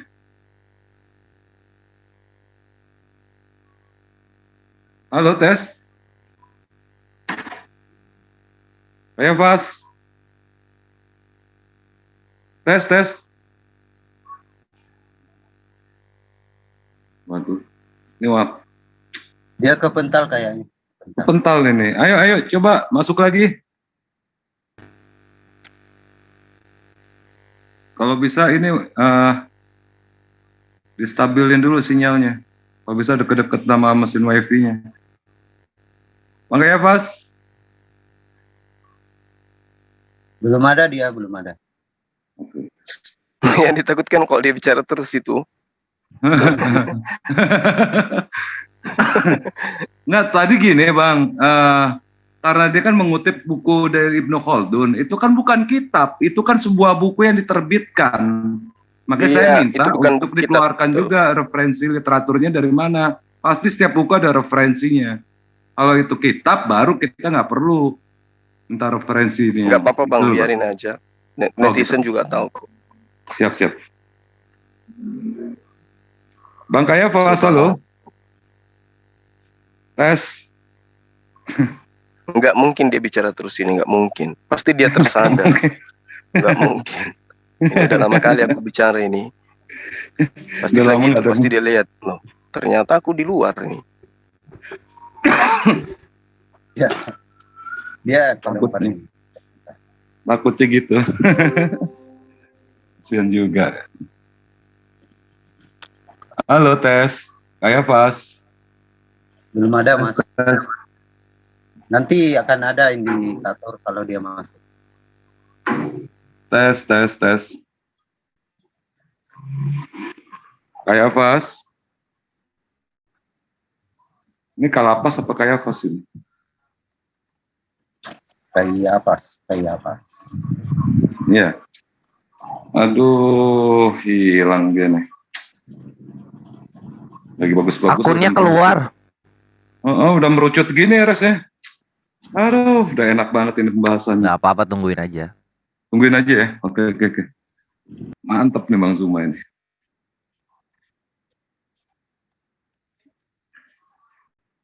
Soalnya tadi saya ambil kesimpulan ulangan 18-18 terus larinya ke ulangan 18-20. Itu bagus itu. Dia sendiri yang menjawab jadi. Ulangan 18-20 katanya bukan Yesus, karena Yesus mati sendiri. Tapi kan yang jadi padahal jawabannya, jawaban rasulnya di 20 nih Bang ya. Iya, Rasulullah itu matinya Paulus bukan karena itu. mati Bang. Karena Bukan wafat. karena dibunuh. Iya, karena wafat bukan mati Bang. Paling-paling dia ngomong karena diracun ya. Racun tapi kan kepalanya nggak copot.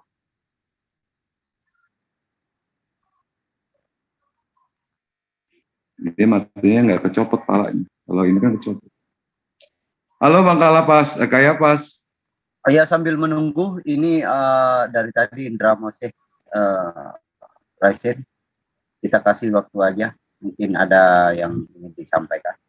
Sambil menunggu kayak Pas. Ini salah satu pakar kita ini, Bang Indra Mosek ngasih tangan. Siang juga Bang Indra. Bang Indra, tangannya diturunin Bang Indra. Pegel ntar. Saya cuma memberikan suntikan peluru kepada Bang Zuma bahwa tafsir ayat yang menunjukkan bahwa ketiga orang utusan itu salah satu nama utusannya adalah Paulus, maka dibantah oleh pendapat Ibnu Katsir sendiri di dalam tafsir surat Yasin ayat 26. Jadi itu belum putus Bang Zuma. Jadi bisa nanti dilihat di tafsir Ibnu Katsir ayat 26 di bait ketiga. Jadi ini tafsirnya panjang, nanti diambil sepertiga terakhir itu dijelaskan bahwa pendapat itu lemah dan itu ahad, diriwayatkan oleh satu orang dan lemah, jadi batal dalam Islam. Kurang lebihnya begitu. Oke, kayak apa sudah masuk Bang Indra? Ya, silakan Bang Kayapas lanjutkan, tadi belum mengungkapkan kalimat silakan. Bang Kayapas. Halo. Waduh, mandian. Mana nih? Halo. Kayapas. Halo. Halo, suaranya itu mute-nya dibuka dulu Bang. Buka dulu mute-nya. Soalnya saya nggak lihat ini, langsung abang aja. Saya nggak lihat. Ada. Itu di bawah admin. Udah. Di bawah Ya, saya. sorry. Ya. Mati Oke, HP tadi saya. tadi kepental ya? Iya, HP saya mati Oh. tadi, bukan kepental. Mati. Oh gitu, iya. Oke, ini karena Bang Kayafas belum mengucapkan silakan, jadi Bang Zuma nggak ngomong-ngomong ini. Waduh. Mau dilanjutkan apa mau dipindahkan ke Bang Zuma? Tadi pertanyaanku sampai mana? Aku tadi udah ngomong ini nggak? Sanad. Udah kedengaran? Masalah sanad, udah oke nih saya ya. Sampai sana tentang masalah ulangan 6:4. Pasal 6 ayat 4. Oh, oke. Berarti tadi nggak kedengaran waktu aku bilang bahwa Yesus itu memiliki, para rasul itu memiliki sanad dari Yesus karena Yesus membaptis mereka dan menumpangkan tangan. Demikian juga Paulus itu memiliki sanad dari para rasul gitu. Yang jadi pertanyaanku adalah Nabi Muhammad ini punya sanad dari mana gitu. Kalau tidak ada itu saya takutnya hanya pendapat oknum gitu. Silakan. Ya, silakan Bang Zuma. Iya. Jadi tadi sudah dijelaskan ya bahwa Rasulullah Muhammad SAW itu adalah seorang rasul. Itu pernyataan langsung dari Al-Quranul Karim. Maka Muhammadun aba ahadim min rijalikum walakin Rasulullah wa khataman nabiyyin. Jadi dia tidak perlu pengakuan dari yang lain. Makanya umat Islam itu didirikan dalam sebuah konsep akidah, tidak belajar kepada perjanjian lama, perjanjian baru, tidak. Kita sekarang ini berhadapan dengan orang Kristen. Kenapa membahas perjanjian lama, perjanjian baru? Karena adanya debat lintas agama. Islam tidak seperti Kristen, berdiri menjadi Kristen karena ngambil kitabnya agama lain. Kalau Islam tidak. Nah makanya ketika saya minta kepada saudara, mana sanadnya dari Yesus ke Paulus, Anda nggak bisa nunjukkan itu. Jangan sanad, terlalu tinggi. Ya terlalu tinggi karena terlalu berat. Yesus aja langsung ke Paulus, ada nggak? Katanya sesamaan. Paulus ngaku, aku dipilih dari sejak rahim ibuku. Mana? Buktikan itu. Saya masih minta, saya masih kasih ruang kepada Anda. Waktu Anda masih ada 10 menit kurang lebih. Tolong tunjukkan kepada kita bahwa Paulus itu memang adalah seorang utusan dari Yesus. Kalau tidak, berarti Pauluslah yang dikatakan sebagai apa yang dinubuatkan oleh Yesus, bahwa akan ada di tengah-tengah mereka nabi-nabi palsu. Yang diterangkan oleh Yesus di dalam kitabnya kepada murid-muridnya, yang dalam kitab Kristen dalam pengajarannya kepada murid-muridnya itu jelas. Matius 7 nomor 20, ya. Dari buahnya kamu mengenal dia. Kalau kemudian nabi palsu itu mengajarkan menyembah kepada Tuhannya Yesus, mengajarkan Yesus sebagai utusan Tuhan, itu bukan nabi palsu tuh. Yang nabi palsu itu yang menolak Tuhannya Yesus, bahwa dia adalah Tuhan satu-satunya, dan menolak kemudian menolak kemudian Yesus bahwa dia adalah utusan Tuhan. Paulus menolak dua-duanya. Dia menolak Bapa sebagai Tuhan satu-satunya, juga menolak Yesus sebagai utusan Tuhan. Yang diajarkan kemudian adalah Yesus adalah Bapa itu sendiri, Yesus itu adalah Tuhan itu sendiri. Matius mengatakan begini, waspadalah kepada nabi-nabi palsu yang datang kepadamu dengan menyamar seperti domba, tetapi sesungguhnya mereka adalah serigala. Apakah Rasulullah Muhammad SAW pernah pergi ke Bani Israel mengakui bahwa aku utusan Paulus, aku utusan Yesus? Menyamar seperti domba, menyamar seperti Bani Israel, mengatakan bahwa aku adalah utusan Yesus. Pernah? Nggak pernah. Rasulullah Muhammad SAW tidak pernah mengaku sebagai domba. Yang mengaku domba itu Paulus. Dia mengaku murid, dia mengaku rasul daripada Yesus itu sendiri. Nah ini sudah terjawab. Oleh karena itulah kemudian saya katakan, ketika di dalam Kejadian 49 nomor 27, Yakub mengambil anaknya, wahai Benyamin, keturunanmu akan berlaku seperti serigala. Keturunan Benyamin akan berlaku seperti serigala. Paulus mengaku sebagai keturunan Benyamin. Itu yang perlu saudara pahami. Dan dia berasal dari tengah-tengah pengajaran Yesus. Itulah Paulus. Sekarang pertanyaan saya ulang kepada saudara. Waktu Anda masih banyak. Tunjukkan kepada saya data bahwa Yesus yang mewanti-wanti kepada muridnya agar waspada kepada serigala, justru menunjuk Paulus sebagai rasul. Silakan. Oke. Jadi tadi saya melihat ada klaim bahwa Nabi Muhammad ternyata tidak memiliki sanad. Ini sangat konyol ya. Ternyata Nabi penutup itu nggak punya sanad. Sementara orang Yahudi sendiri yang nggak percaya Yesus ya, nggak menuhankan Yesus, mereka punya namanya semika. Semika itu artinya adalah suksesi. Semika orang Yahudi saat ini itu mentok hanya sampai Rabi Akiva, Yohanan bin Akiva, yang bikin kitab Masoret itu ya. Ternyata orang Islam nggak punya sanad. Sanadnya berarti cuma sampai Nabi Muhammad. Sementara kalau para rasul itu punya sanad, termasuk Rasul Paulus. Nah inilah yang saya bilang tadi. Seandainya taruhlah Paulus itu bukan rasul, anggaplah nabi palsu. Anggaplah nabi palsu, rasul palsu, tokoh fiktif ya. Seandainya Paulus ini juga pedofil ya. Kami nggak peduli. Makanya saya bilang tadi, rasul-rasul kami itu nggak butuh didoain. Kami nggak pernah minta doain, Tuhan tolonglah, berikanlah Rasul Matius keberkahan, limpahkanlah rahmat seperti Nabi Ibrahim. Enggak, kami nggak peduli. Karena kami hanya mengikuti Yesus.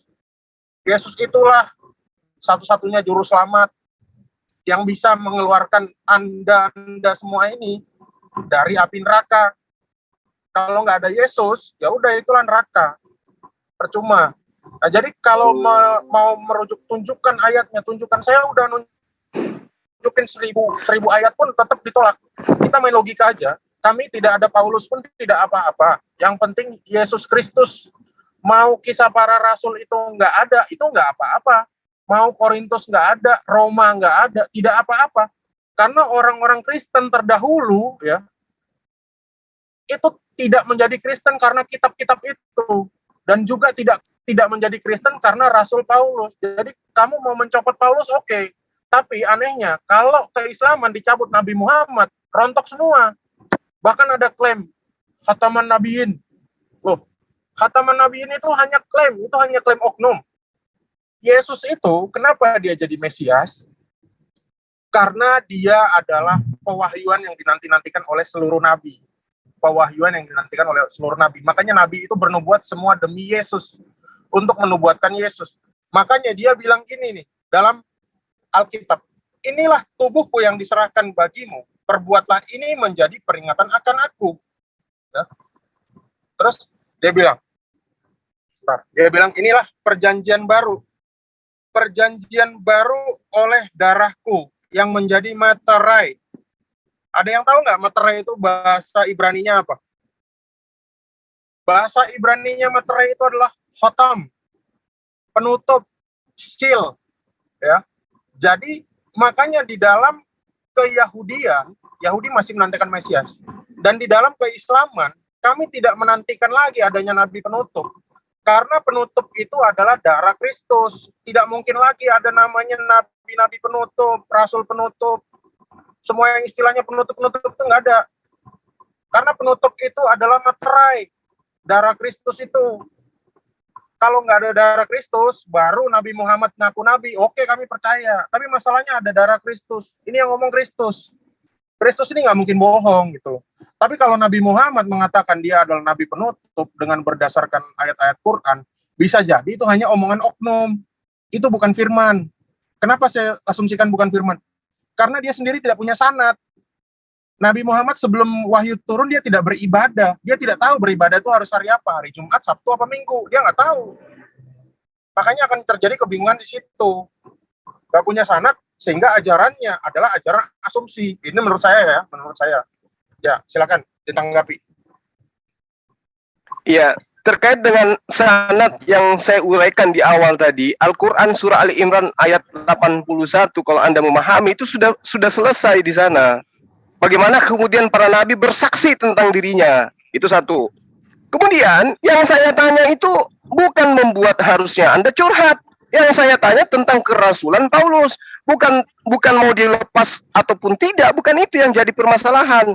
Yang jadi inti kekristenan sekarang ini adalah buah karya dari Paulus. Dari buahnya kita lihat, Kristen itu adalah agama yang dibentuk oleh Paulus, bukan Yesus. Oleh karena itulah Anda punya tanggung jawab untuk menunjukkan kepada kita. Kenapa susah kali Anda mengatakan saya sudah menunjukkan data-datanya, ayat-ayatnya, saya sudah menunjukkan sanadnya. Mana sanadnya? Mana datanya? Yesus menyebut Paulus, kan tidak ada. Sementara baginda Rasul Muhammad SAW kami imani jelas, karena sumbernya adalah Allah. Sumbernya adalah Allah, langsung kemudian diwahyukan kepada dirinya. Kami tidak perlu melakukan penyelidikan. Dan seperti kitab Anda, justru sanad yang Anda maksud itu yang meruntuhkan akidah Anda. Saya menguji, apakah betul ajaran para penulis kitab Anda bersumber dari Yesus? Ternyata tidak. Iya kan? Anda nggak mampu menunjukkan itu. Nah, kami memang sentralnya baginda Rasulullah Muhammad SAW. Dari Allah ke Rasulullah Muhammad SAW. Nah, Paulus dari mana? Dari Yesus kan? Buktikan itu. Karena Yesus pernah datang sebagai manusia di atas muka bumi. Tentu dia pernah bertemu dengan Paulus kalau Paulus itu betul-betul nabi. Sekali lagi saya minta kepada saudara, tunjukkan kepada saya data sanad dari Yesus kepada Paulus, di mana Paulus pernah dipanggil, diseru oleh Yesus sebagaimana pengakuan dia. Silakan. Oke, izinkan aku share screen ya. Mungkin nggak lama-lama ini. Ya, tolong di share pause screen dulu waktunya. Ya. Ya, silakan. Setelah keluar data share screen-nya, tolong dijalankan waktunya. Masih belum bisa, host. Udah bisa. Sebentar. Sudah, lanjut. Ya, ini tadi yang saya sebutkan ya. Dalam Galatia 2 ayat 9. Mungkin tadi pada nggak ada yang menyimak ya. Yakobus, Kefas, dan Yohanes yang dipandang sebagai soko guru. Kenapa dipandang sebagai soko guru? Karena mereka diutus untuk pergilah dan jadikanlah semua bangsa muridku. Jadi, yang mengajari murid adalah guru. Aku dan Barnabas sebagai tanda persekutuan supaya kami pergi kepada orang-orang yang tidak bersunat dan kepada mereka orang yang bersunat. Jadi disinilah sanad Paulus itu loh. Ini udah jelas. Dan tadi saya sudah sebutkan di atas, di dalam 2 Petrus 1 ayat 15, bahwa Petrus itu mengakui tulisan-tulisan Paulus. Pertama, Paulus itu ditumpang tangani oleh Petrus. Ini berjabat tangan ini. Ini adalah tradisi Kristen di mana pertamanya adalah berjabat saling mencium. Kalau kalian pernah lihat Yasir Arafat tuh sama orang Kristen Arab, biasanya mereka akan berjabat saling cium pipi kanan, pipi kiri. Suaranya hilang-hilang nih kayak Yafas nih. Terus mereka suaranya Anda tuh hilang-hilang kayak Yafas. Itulah sanad. Itu sanad, atau bahasa Yunani-nya sinedrion, atau bahasa ngetren sanad. Nah, ini menjelaskan bahwa kira dia salah rekrut. Padahal dia salah orang, mereka salah rekrut. Tentunya Rasul Petrus tidak akan menuliskan seperti tulisan-tulisan yang Paulus, tulisan-tulisan Paulus itu untuk kebaikan. Dia nggak akan seperti itu.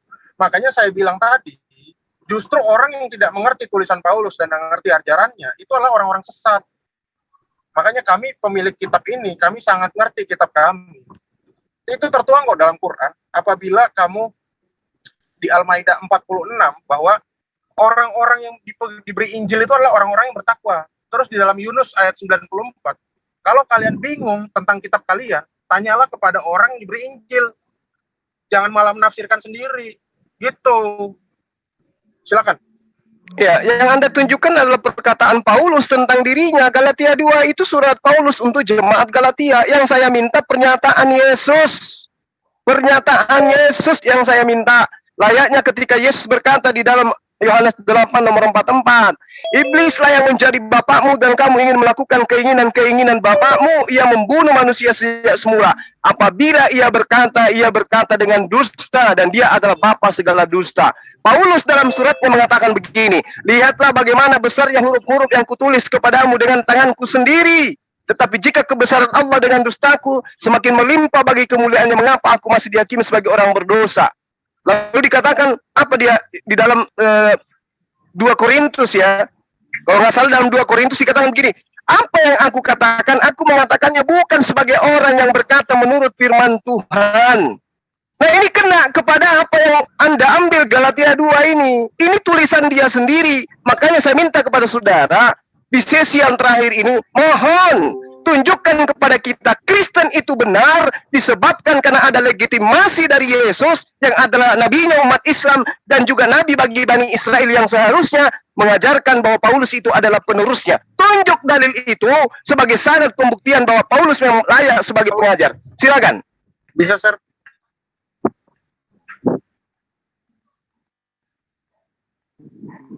Kayafas suaranya hilang-hilangan. Halo? Udah belum? Suaranya tolong dong, suaranya ini hilang-hilangan Kayafas. Distabilin dulu suaranya biar nggak terganggu diskusi ini. Soalnya waktunya tinggal 5 menit ini.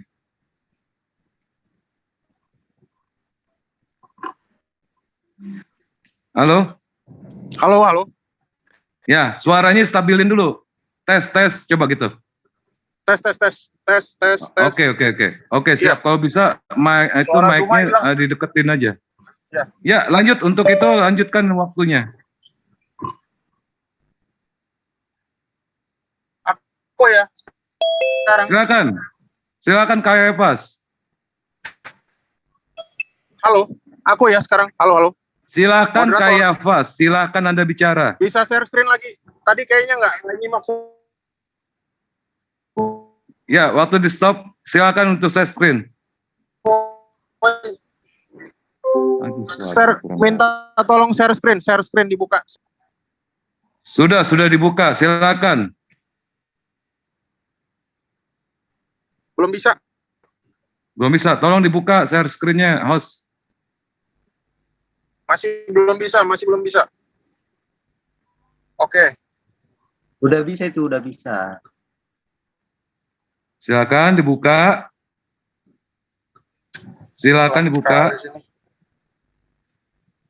Kelihatan nggak teman-teman? Belum. Aduh. Jadi tolong bukain 2 Petrus 3 ayat 15, ada yang bisa bacain nggak? 2 Petrus 3 ayat 15 dibacain aja. Oke, 2 Petrus 3 15. Dibacain sampai habis tolong ya, waktunya jalanin aja nggak apa-apa. Silakan, Kayafas yang baca aja. Bisa nggak di share screen? Dibaca aja Bang, 2 Tadi Petrus 3 aku udah membacakan ini sampai habis, tapi tampaknya Zuma belum menyimak. Aku bacain ya. Tulisan Rasul Petrus. Anggaplah kesabaran Tuhan kita sebagai kesempatan bagimu untuk beroleh selamat. Seperti juga Paulus, saudara kita yang kekasih. Di situ Paulus, saudara kita yang kekasih ya, bukan Munir.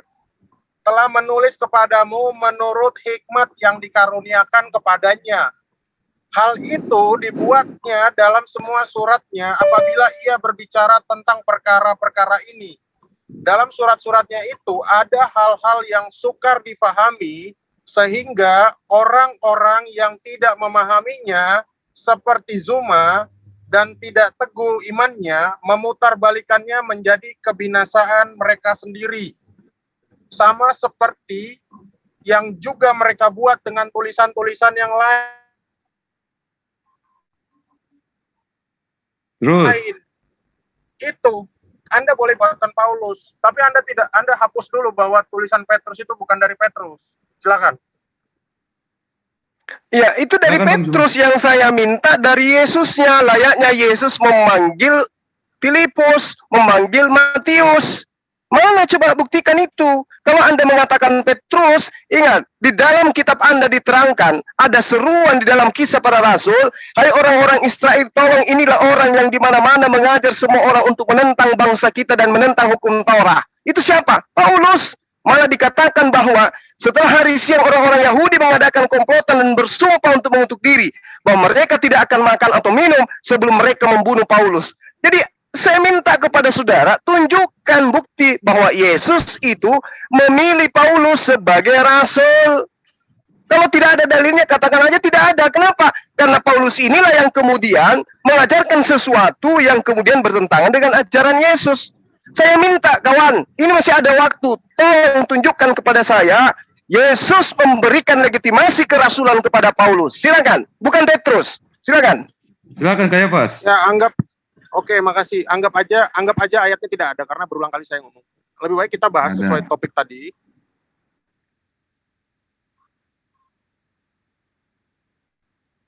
Oke, silakan Kayafas, suaranya hilang-hilang. Nabi Muhammad itu di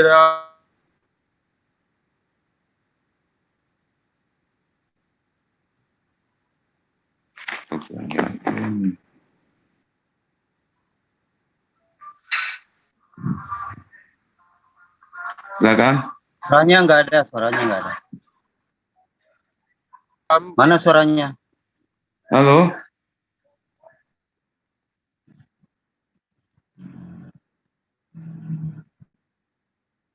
Jadi benar ya, nggak ada suaranya? Halo, suaranya kayak pas, sorry. Kayak pas. Aduh. Sinyal kurang bagus. Kayak pas, halo. Tes.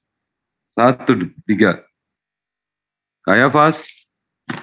Aduh, ini gak enak banget diskusi nih. Tadi ada dalilnya nggak Bang dari Yesus legitimasi terhadap Paulus? Ada nggak yang nyimak gitu tadi? Nggak ada. Dia udah ngakuin tadi nggak ada Bang. Oke, dah selesai di situ, dah tamat. Terus keduanya dibilang katanya Rasulullah itu nggak ada sanadnya. Wow. Rasulullah kalau ada sanadnya artinya bukan nabi dia. Ya, dia hanya penyampai dari nabi, dia rawi. Iya, rawi kalau begitu. Isnad dia. Dia nggak ngerti sanad Bang, nggak tahu sanad makna sanad itu apa.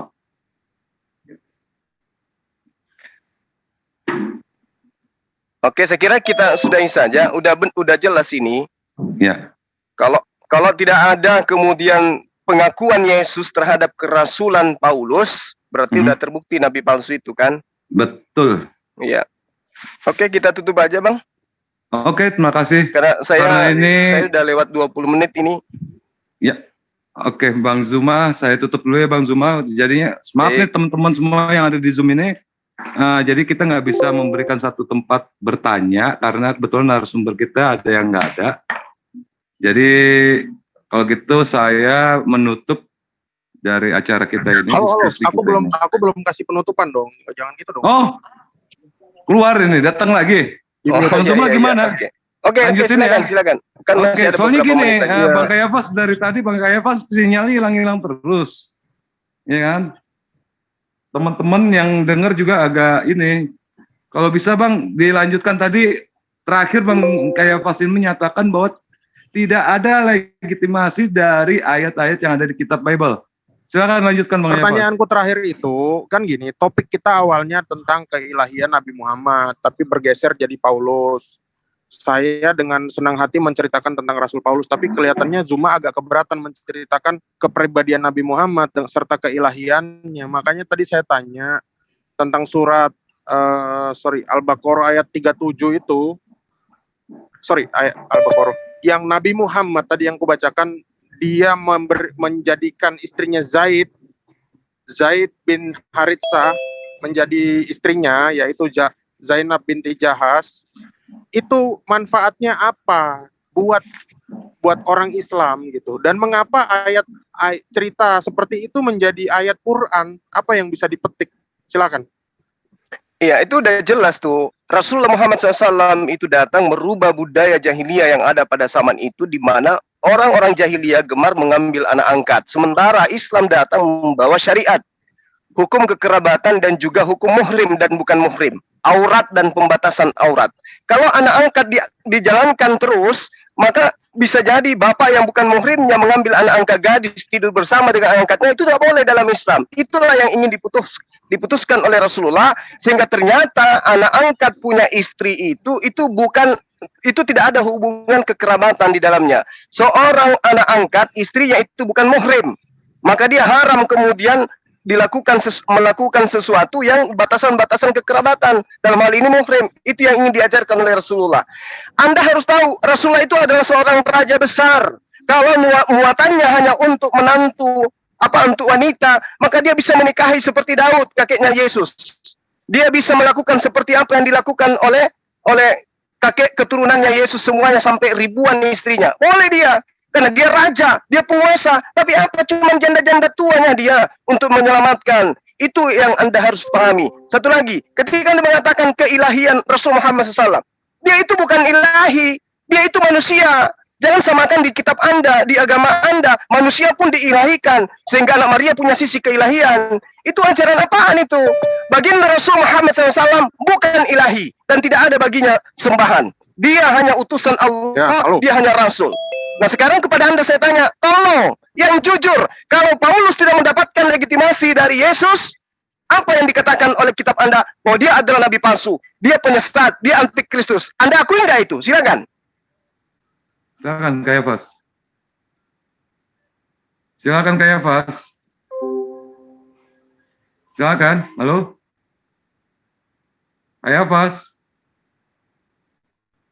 Udah ditutup aja Bang, ditutup aja Bang. Nah, karena sinyalnya putus-putus, saya tutup aja langsung. Terima kasih semuanya kepada saudara kita yang ada di Zoom ini. Bismillahirrahmanirrahim, kita tutup aja. Subhanakallahumma wa bihamdika asyhadu an la ilaha illa anta astaghfiruka wa atubu ilaik.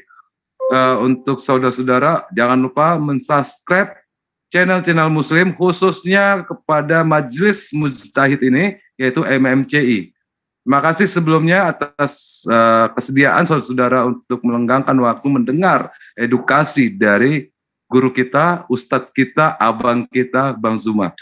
Wabillahi taufiq wal hidayah. Wassalamualaikum warahmatullahi wabarakatuh.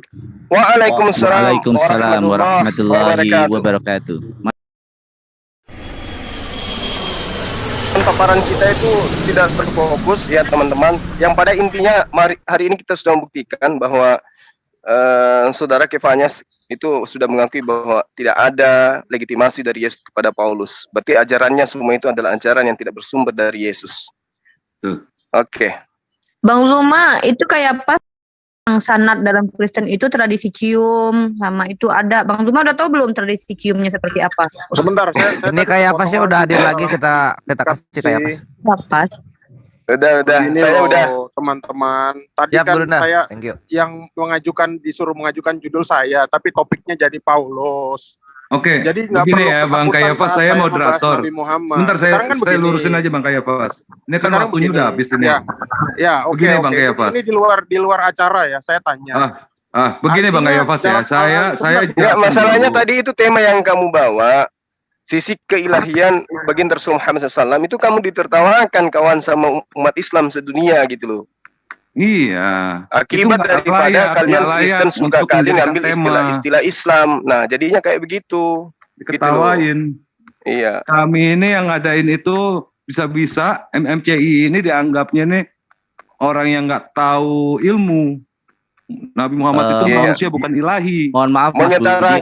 menyetarakan baginda Rasulullah Muhammad SAW untuk dijadikan sebagai bahan tema dialog saja dengan Paulus. Saya sudah ditegur sama netizen, apalagi mendudukkan Rasulullah dengan ilahi, itu nggak bisa Bang. Jadi pilih tema itu harus yang rasional gitu loh. Ya, Mana nih penalar ilmu?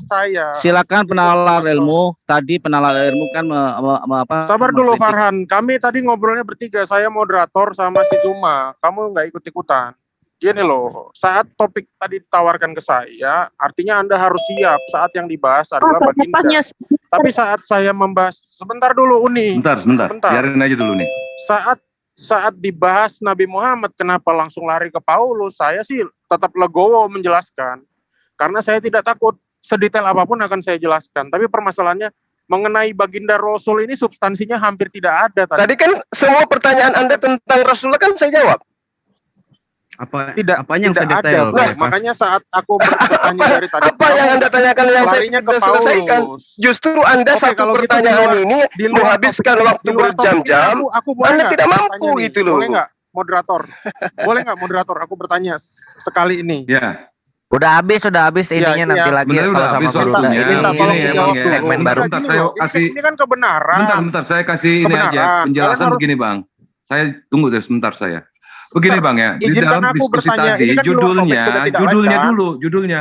Karena masalah keilahian Sebentar. itu nggak layak kepada Rasulullah Muhammad. Akhirnya Karena kalian saya nanya mengganti, saya judul, saya kasih sebentar judul, Bang, Anda bilang nggak sebentar. layak. Saya ganti, manakah yang layak menjadi Rasul di antara Rasulullah Muhammad dengan Rasul Paulus?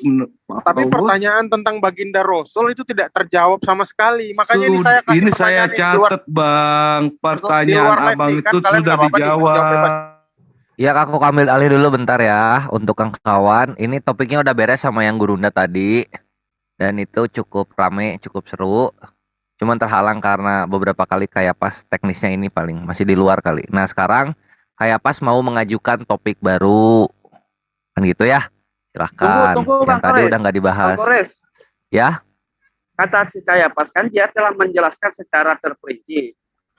Apanya yang terperinci? Kalau dia menjelaskan tadi tentang yang poin yang saya tangkap ya, katanya Nabi Muhammad tuh menjiplak dari Paulus tentang masalah kalimat tauhid. Coba jelaskan tentang kalimat tauhid yang dimaksud Paulus. Nanti akan ini kita cocokkan dengan kalimat tauhid yang diajarkan Yesus. ya boleh. Tapi ini topik baru ya, bukan nerusin yang Gurunda tadi. Gurunda udah beres. Alhamdulillah penjelasan mengenai Paulus dan Nabi Muhammad SAW statusnya ini sudah diberikan dengan baik oleh kedua narasumber.